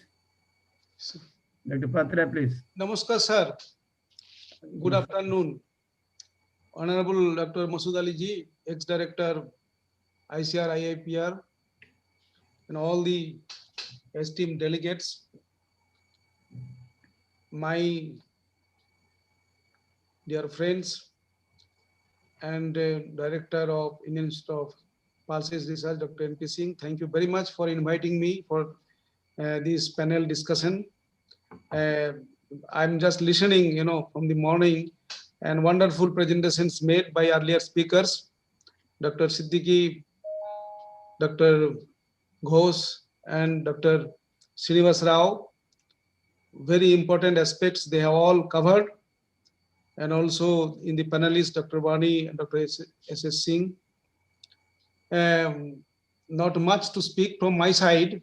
I will focus on the soil health and sustainable pulse productions, though this aspect in many ways covered in the previous deliberations. Maybe all repetitions and few points may come in the presentations, of course. As we all know, the soil health now, the most important aspects, major concerns throughout the world. Soil degradations in the world, more than 30% of the lands degraded, and so also in India, the cultivated lands also very much at different levels of degradations. And in this, when we talk about the soil health, it is the continuing capacity of the soil to function as a vital living system. It is a living system, and the major functions to sustain biological productivity, to maintain environmental quality, and to promote plant and animal health. And as we all know, the widespread imbalance nutrient application, decline in organic carbon content, and nutrient imbalance, negative nutrient balance, about 10 million tons every year, emerging nutrients deficiencies, multi-nutrient deficiencies now in the soils. More than 10 nutrients are deficient at different levels. Developing acidity, salinity, alkalinity, and declining the biodiversity, disproportionate growth of different organisms in the soils. Not much the beneficials, more harmful kind of organisms are developing in the soil. So that is disproportionate growth of biodiversity. And the key facts when we talk about the pulses and soil health, good soil is of paramount importance. This is the foundation of food production in any countries. And pulses help in that way to enhance the soil health, all physical, chemical, biological aspects discussed, and the microbial biomass in the biological activities, and improving the soil biodiversity. Pulses play a very, very important role. And the cultivating pulses in multiple cropping systems enriches agrobiodiversity, ensures the resilience to climate change, and improves ecosystem services. Pulses have thus multiple role in promoting living organisms and ecological complexity to re-establish the natural good functioning of the ecosystems. But in India, why pulse productivity is still low? And you all deliberated that we generally grow on marginal or submarginal lands involving, which having low fertility and low or no irrigation facilities. High rainfall and soil moisture in Kharif is one of the major causes of low productivity of pulses. And of course, the nutrient management. This is, little nutrients or mostly the imbalanced nutrients are given. So that is reasons of the low pulse productivity of the country, but it is improving now. And just to give examples, that we generally feel that rice and wheat, they are needed more nutrients, but it is not like that. The pulse also, for example, if you take the chickpea, pigeon pea, lentil, soybean, you analyze the uptake of the nutrients, substantial amounts of nutrients they take. And for example, soybean crop, 317 kilogram per hectare nutrients. Nitrogen it takes 140, phosphorus 62, potassium 115. So like that, 317 total. And what is the recommended dose? It is 140 kilograms. Nitrogen 20, 70, and potassium 50. So 140. So there is a negative. Similarly, chickpea 218 kilogram, the total uptake. Whereas we apply in general, the general recommended dose is 110 kilogram. So like this, Soybean crop minus 177 kilogram per hectare. It is the negative per hectare. Chickpea 180 kilogram negative. Pigeon pea 112 kilogram. Lentil 13. So like that, moong 98, 100 kilogram, negative balance. Nutrient mining by pulses. If you are not applying the nutrients in proper amounts, the balanced amounts, so pulses also mining the soil in terms of the nutrients. So that is why this is one of the reasons we are not applying nutrients. The soil is already deficient of different nutrients, and also the moisture is not available, neglected crops. So this is one of the reasons that why still we are poor in pulse productivity. The micronutrients, the sulfur, the fourth most important nutrient for pulse crops. A yield increase of 15 to 20%, 25% in pulses due to sulfur applied is possible. Similarly, the zinc, variable response in different pulses, crops increased nodulation, yield, and carbohydrate contents in the seeds. Molybdenum, the work in Madhya Pradesh and other places, it has been observed, it has been reported that 1 gram of molybdenum per kilogram of chickpea seed, it benefits 25% of increase in yield. It has been worked in Madhya Pradesh. So only rupees 400 investment can give 4,000 rupees income. 4,000 only by investing 400 through molybdenum. Similarly, the boron becoming deficient and significant benefits have been observed in chickpea yields. So like that, in India, more than 10 nutrients in different soils have become deficient, multi-nutrient deficiencies. Zinc in Indian soils, for example, in Madhya Pradesh, we are talking from Madhya Pradesh, more than 50% soils have become zinc deficient. If we do not apply, it is irrespective of any crop. If nutrient is deficient, that will be limiting of the yields. The law of limiting, this is the limiting factor. Whatever you give, the best management, if you're in the soils, particular nutrients of the 17 nutrients is deficient, yield target will not be achieved. So this is very, very important. We are not doing in the food crops, and pulse crop already neglected. So there is a lot of attention. Soil test crop response studies have been made with the pulse crops. And there is, very good, the yield advantages has been observed. Another aspect already covered, drainage management on soil moisture is critical for increasing productivity of kharif crops. Ridge furrow, broadbed furrow systems improves the crop yields, and the promotion and timely availability of suitable machines is very, very important for this purpose. Broadbed, as I told you. Another aspect is that the intercropping that is also have been taken care of. So, there are strategies for increasing area under pulses that has been covered already by Dr. Ghosh and Dr. Rao. The microbial interventions, the biofertilizers available, our institute, All India Network projects on soil biodiversity and biofertilizers on different, pulse systems have been observed. Rhizobium inoculations of pulses gives 15 to 30% yield increase, with residual benefits of 30 to 40 kilogram nitrogen per hectare. Similarly, now the co-inoculations with plant growth promoting rhizobacteria, PGPR like Azospirillum, Pseudomonas, and Bacillus that saves 20 to 25% nutrients, nitrogen, phosphorus. So similarly, the technologies are available. The science is available, diagnostics are available. So based upon all those, there is a need of actions. The proper extensions by the KVKs, by the state departments are very, very important.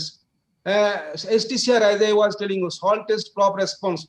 Now in a scientific way, the modern technologies, and we are still going the general recommended doses, STCR based equations have been developed. In fact, in the soil health card also it is incorporated. So, and it has been clearly brought out. The pulses are grown without irrigations and under low soil fertility conditions, but pulse crops require more phosphorus in the soil. And in the soil test based crop response studies, This has been clearly shown. So what I like to tell you that farmers grow pulses under low fertility conditions and with inadequate fertilizer, nutrient application. This needs to be changed with demonstrations in farmer fields or with balanced fertilizer applications, and there we observe the impact, and that has to be shown for the subsequent adoptions in wider areas in all the places. Newer techniques of liquid biofertilizer, for example, inoculations with efficient culture need to be promoted and demonstrated. Drainage and moisture management are key to pulse productions, and technology of such as broadbed and furrows, reeds may be promoted whenever feasible and practicable. Research for new technology in viewing impending climate change is required. And another aspect, the P efficient genotypes. When we talk about the breedings of the pulses, so P efficient genotype, because phosphorus is very, very important for pulse crop, and that is very much needed. So there is a need to fine tuning all inputs for pulses and pulse based cropping systems. Shift from low input to optimum input. Optimum input technology required for pulse crops and cropping systems. Organic pulse productions, another aspect. Integrated nutrient management, customized fertilizers. Nowadays we are talking also the nano fertilizers in pulse based, which is not taken, not touched, and that is required for the pulse based cropping systems. So these are some of the the few points what it is that the pulses do not require the nutrients. It is a we are not aware about that. Pulses also mining the nutrients from the soils, and if we pulse soil test based balanced and integrated nutrient management in pulses, we will take care of the pulse productions, as well as it will maintain and sustain the pulse productivity in the country. Thank you very much, sir. Thank you very much, Dr. Patra, for touching one of the very important out of the three pillars for the pulses, what we call human nutrition, soil health, and ecosystem services. You have touched the soil health, and you have very rightly mentioned and expressed your concern about deteriorating soil health, because there is a increasing deficiency of nutrients, and you mentioned about 10 nutrients are reported to be deficient. And the important point that you made, that our concept normally goes that pulses are not exhaustive crops at all. Yes, they do take a lot of nutrients, as you mentioned about chickpea taking about 280 kilograms.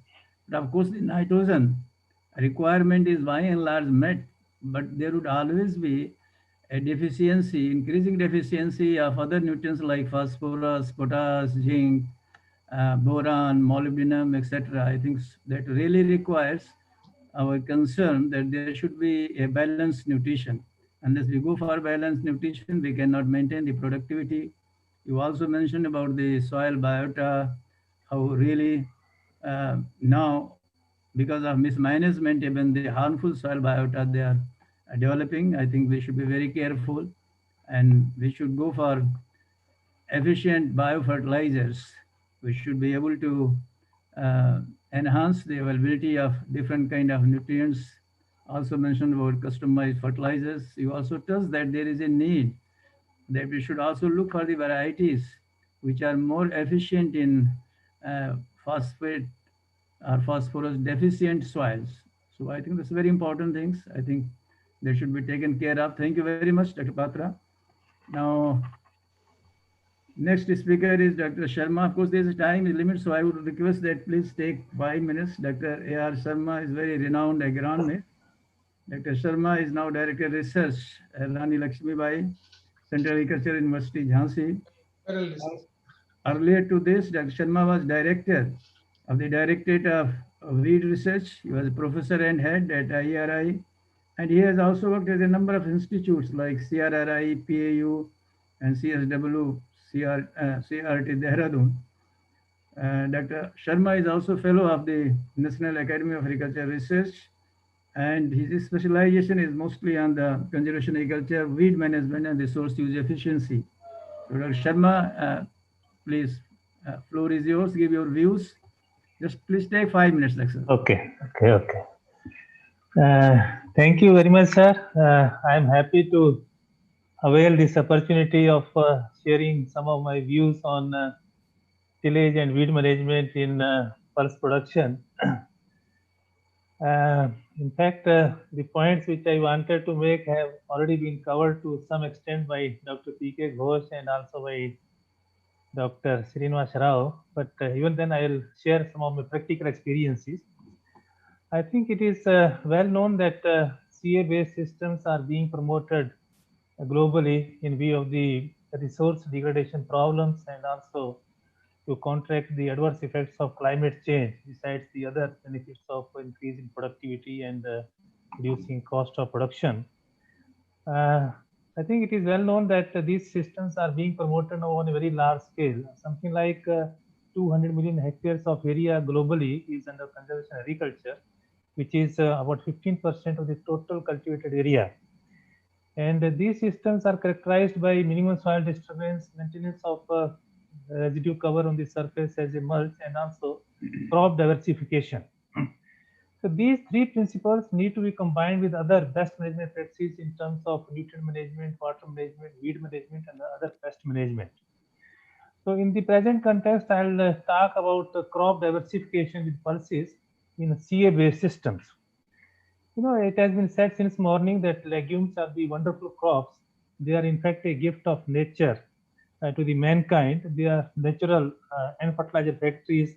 They are considered as self-sustaining crops, fertility building crops, even weed suppressing crops in some cases. Also have a relatively shorter duration, climate resilient crops, low water requiring crops, mostly grown in dryland areas, rain-fed areas with limited irrigation. And moreover, they do not require a very fine seed bed because the seed is a little bolder in size. So they do not require a very fine seed bed, and therefore, because of all these characteristics, they are a very good candidate crop for CA-based systems. In fact, I'll go to the extent of saying that the conservation agriculture is incomplete without the inclusion of a legume in the cropping system. And the conservation agriculture, in fact, will not succeed if a legume component is not there in the system. We have seen in the predominant rice wheat cropping system of northwestern India and in other cereal-based systems like maize wheat or rice maize or permanent wheat or even rice sorghum system in some parts of southern India, there is a problem of resource degradation. That is, there is a large net negative nutrient balance in the soil. Dr. Patra was talking about negative nutrient balance. It may also be there with the pulses, but it is, I think, more wide in case of the cereal-based systems. Because the cereal-based systems take more from the soil than what they add into the soil. So therefore, these systems, these cereal-based systems must be integrated with the legume component to replenish the soil nutrients and also to break the monotony of cereal crops. CA-based systems, I think one of the essential requirements is that the soil must not remain uncovered at any time of the year. It must be having some sort of residue as a mulch cover or with some cover crop, preferably with the legumes. And in that way, the legumes, either as green manures or as grain legumes, short duration legumes, can be fitted into the cereal-based system. Let me share with you my practical experience. One of the greatest advantage of CA is the saving of the time. That is, you are able to sow the crop well in time at the optimum time. The major cause of low productivity in many areas is because of the delayed sowing of the crop.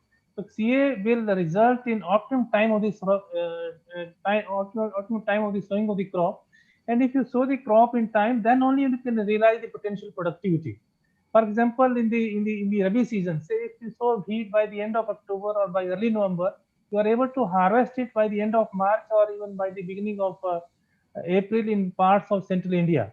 And if you do that, I think a legume can be very well introduced in the system without any preparatory tillage and exclusively under zero tillage by retaining the residue on the surface. And this we have very well proved in many parts of central India, including areas in Jabalpur.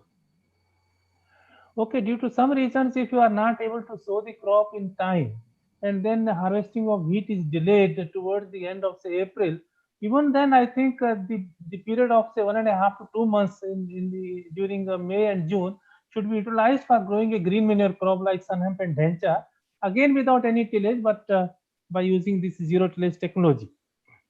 I think this point has already been made by Dr. Ghosh that we have large areas in India, including central India. I have the experience of working in Madhya Pradesh where large areas remain fallow, not only during the summer, but also during Kharif as well as during Rabi. And in some areas, the farmers grow, the vegetables like vegetable pea and the potatoes and other vegetables from September onwards, and they keep the land fallow during the Kharif season. So we have been suggesting that instead of keeping the land fallow in Kharif season, I think they must introduce a green manure crop of sun hemp or dhencha, maybe for 40-50 days, and then this will not only provide nutrients but also check the weed growth. So fallowing, I think it is an old concept. We used to recommend fallowing earlier, but now the present concept is the land must not remain fallow at any time of the year, whether it is Kharif, Rabi, or in summer. Even during summer, I think wherever irrigation facilities are available, the period of say 50-60 days must be utilized for growing a summer green crop, again without any tillage practice. Lastly, I want to say something about weed management because this subject has been very close to my heart. You know, when we talk about conservation agriculture, I think one of the major constraints which is put forth by many people is the weed problem. That weed infestations are more and therefore the systems are not actually practicable. But let me share with you my experience and also the experience of many others elsewhere where the systems have been followed over a longer period of time. Weed problems are there, but they are it is much easier to control weeds under CA than under the conventional plot systems. And there are many reasons for that. I cannot explain it in detail, but if you follow conservation agriculture with all the related principles and with the integrated weed management, I think the problem of weeds over a period of time becomes gradually less. In fact, under CA, we promote, we advocate integrated weed management, which involves minimum tillage, retention of residue as mulch, and inclusion of legumes, and of course, the use of herbicides. The herbicides need to be applied, say, before sowing of the crop, after sowing of the crop, even as post-emergence application, because depending upon the kind and intensity of the weed product present. And if you follow all these principles in an integrated manner, I think weed problems can be very easily controlled. Now, in case of pulses, I understand that there are some problems as far as herbicide availability is concerned. Pendimethalin is the most commonly used herbicide, but in some pulses, like in Kharif season pulses or in summer season pulses, we do have some post-emergence herbicides available like Imazathapyr or Quizalofop, or even some herbicide mixtures have now become available. And in case of Rabi pulses like chickpea or lentil or even peas, I think we do have some problems, especially for controlling broadleaf species in the standing crop. But the work is on, and I'm sure that over the next few years, some such herbicides will become available. Let me give you a message that if you want to follow conservation agriculture systems, I think the focus should be on minimization or elimination of the weed seed bank. I think, and for that, we need not control the weeds only during the critical period of crop weed competition, but particularly throughout the crop season. So these are the few messages that I wanted to share with you, and I want to impress upon the resource management scientists to perfect the technology of conservation agriculture in their respective areas with the inclusion of a legume in the system, because CA is considered as the future of agriculture, not only globally, but also I think in India as well. So these are some of the points which very heartily I wanted to share with you. Thank you very much, sir. Thank you very much, Dr. Sharma, for just saying that conservation agriculture without pulses is incomplete. Yes. So there must be an inclusion of legumes in the conservation agriculture. You emphasize the importance of conservation agriculture and also suggested the ways how to manage the weeds which many people say it's difficult. So thank you very much, Dr. Time is very short. So now I would invite Dr. Praharaj. Dr. Praharaj is the head division of crop production at Indian Institute of Pulse Research, having very rich experience in water management. Dr. Praharaj, floor is yours, and time also, you are time manager also. Sir, should I start? Yes, please. Most respected Dr. Mazili Sahab, esteemed delegates. I have only 2-3 points there to highlight upon. We call upon new generation agronomy in place of improve agronomy, because whatever we have done, we have to fine tune it and mixed with the other and have a higher productivity potentials. Our first effort should be intensification and diversification in cropping systems, because whatever we have done, it sustains to dryland agriculture and sustainable development so far. Now it has to play a key role in irrigated agriculture. As you see, whenever irrigation facility exists, best we can add our pulses in the cropping system or intercropping scenario. In this case, only 1 or 2 examples I have to highlight, because they all are in consideration. Yesterday I was there in ICR, and a typical example can be cited, sir, where introduction was short duration high yielding pigeon pea variety. For example, IPH 15-03, IPH 9-5 can very effectively replace rice crop in Kharif, particularly in northwestern plain zone and northern zone also. Similarly, in cropping system where wheat is a major crop during Rabi season, can very well be replaced by our short duration chickpea varieties. A lot of varieties are available. We have our yield target maybe around 1.5 ton or 2 tons. So this variety can very well replace the existing wheat in a rice wheat system. Another intervention is introducing a quick cash crop. Mung bean particularly. Mung bean, we have a variety, very good variety, Virat, which is having 50 to 55 days, can take lead, and it can be introduced in that system, and it can have higher productivity. So, things, but I will take another case particularly. Pulses are grown organically, and by default it is grown organically in most of the country under rain-fed conditions. But however, we should see how this organic fortification can be made with a commercial scale, so that the productivity can be enhanced even under organic system. And it is mostly grown under default. We have to upscale it towards a higher scale by following simple symbiotic nitrogen fixation, biophos, biozinc, and other, even our rajmas also biological nitrogen fixation in rajmas. Sir, other things by small scale farm mechanization, then micro irrigations already covered, but micro irrigations should be multiplied. Now only maybe 10 million hectare, it is the area, total area under micro irrigations that should cover drip and sprinkler irrigations. So the area needs to be covered, and other integrated approach, water harvesting, conservations, all things taken together, pond technology should be taken into account. Sir, I will one submission to the last point. New generation agronomy. Under new generation agronomy,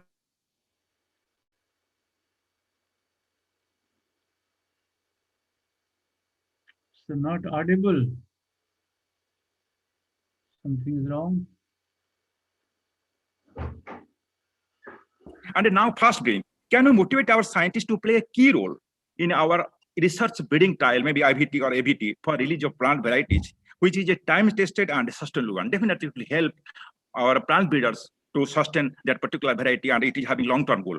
And yes, we can associate our, of course, our social scientists also for a multi-scale frontline demonstration of CFLD to benefit the farmers well before release of a particular variety, so that it can have a win-win situation under a multidiscipline or interdisciplinary situation. Thank you, sir. Thank you, Chairman, sir.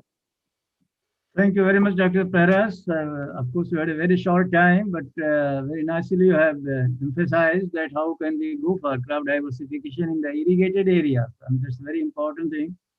And that's how to enhance the productivity of organic pulses. So I'm sure that these things will be taken care of by different ways. And now I think we are at the end. There is hardly any time for the now questions from the participants. It is already 12:33, so I would like to close it here. And I would like to thank the reporters. I'm sure that they must have recorded Dr. Datta and Dr. Hajra. And again, I would like to congratulate all the speakers, panelists for their excellent presentation and enlightening the whole group about the new technology, new ideas. And also, I would like to thank the organizers, the director, Dr. N.P. Singh, the president of ISPRD, Dr. I.P. Singh, Secretary Dr. Adit, Dr. Praharaj, convener, and to all of you. Thank you very much. Now, vote of thanks will be offered by I.P. Singh, president of the society, sir.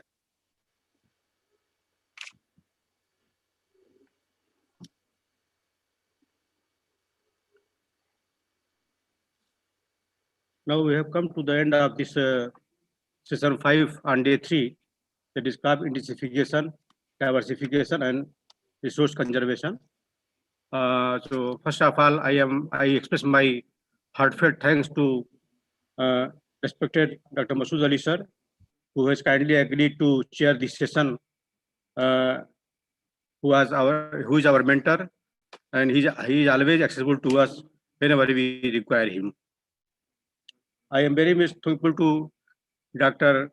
Professor K.H.M. Siddiq, renowned scientist from University of Western Australia, who has given very exhaustive, informative lecture on pulses for production and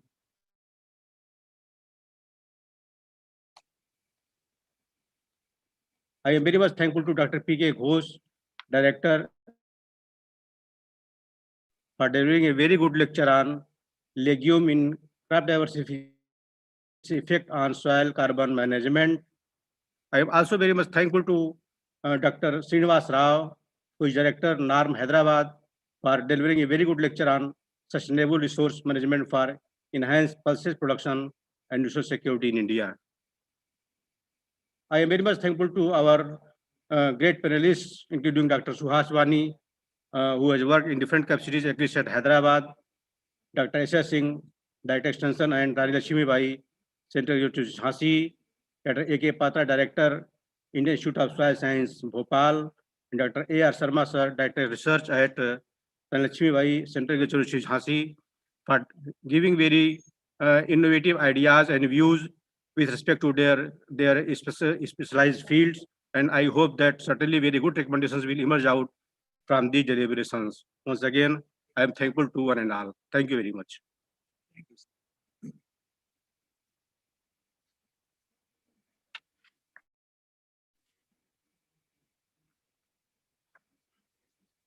Thank you, sir. We have a couple of announcements here.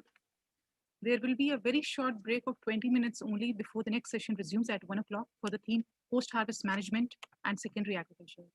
Another important announcement is that we will be having the honor to listen to the address of Dr. Jacqueline Higis, DG Acreset at 1:30 p.m.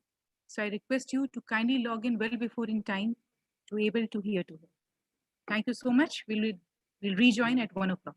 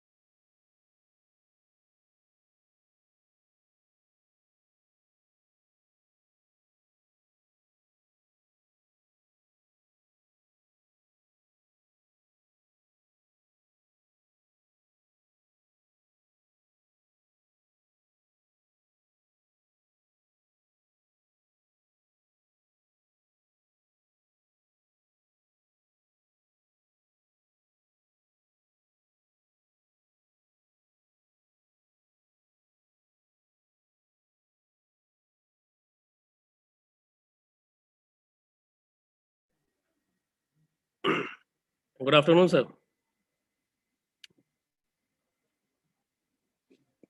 Good afternoon, sir. Am I audible? Good afternoon. Yes, you may be here. Sir, audible, sir. Yes, audible. Good afternoon, friends. Dr. Gupta, Namaste, sir. looking nice. Dr. Jagan Mohan. Good afternoon, sir. How are you, Nice to sir? see you. I am fine, thank you. नमस्ते sir are के गुप्ता हाँ नमस्कार दिख रहे हैं आप Good morning, sir.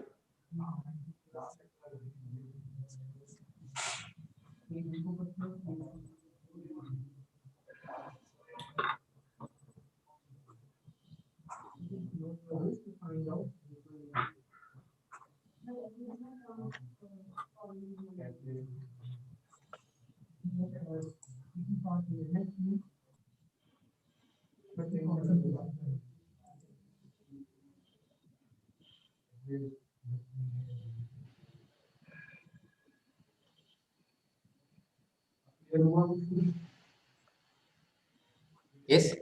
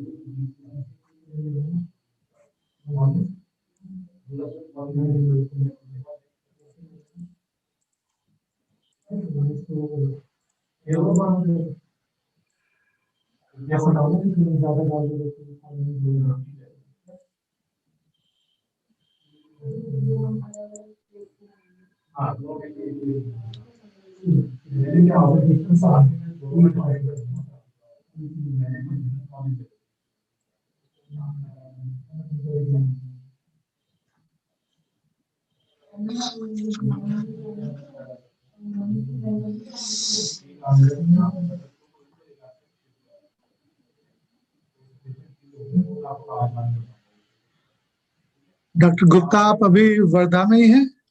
हाँ sir, मैं अभी शिफ्टिंग कर रहा हूँ सर। ठीक है। I have joined some other organisation also. अच्छा, वेरी गुड, वेरी गुड। हाँ, तो अभी सर 10 डेज में इधर से, अभी सर इलाहाबाद में थोड़ा रिनोवेशन चल रहा है सर घर का। Okay okay. Then finally I can shift it. I'm also retired like you. Welcome to the elite group. Thank you sir.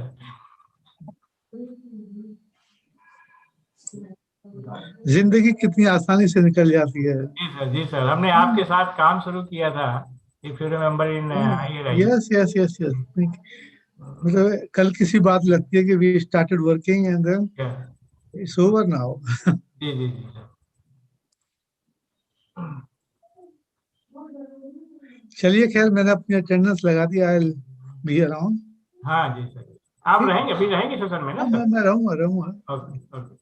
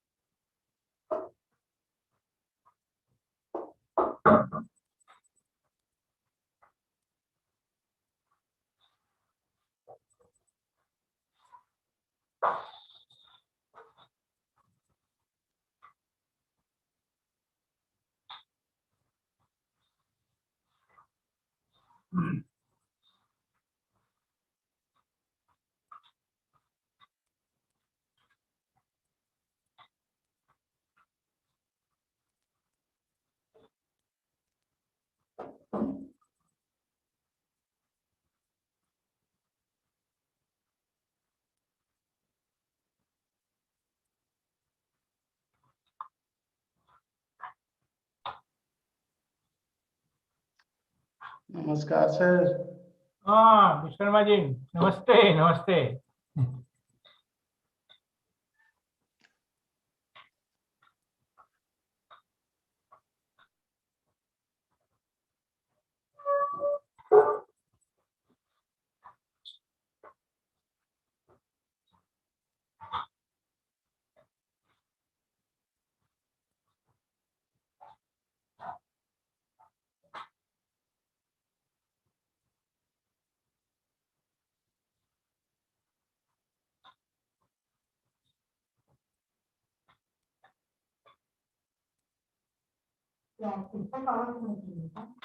नहीं सेमिनार है, सेमिनार है, शर्मा जी भी है।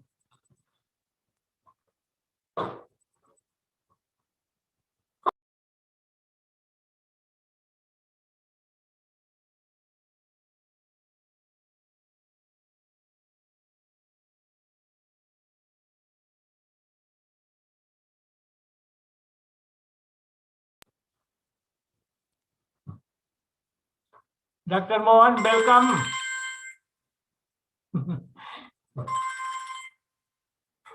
हाँ प्रश्न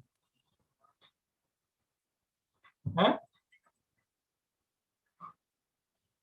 अच्छा कोई बात नहीं, बता दीजिएगा। ओके हाँ, लगे नो प्रॉब्लम।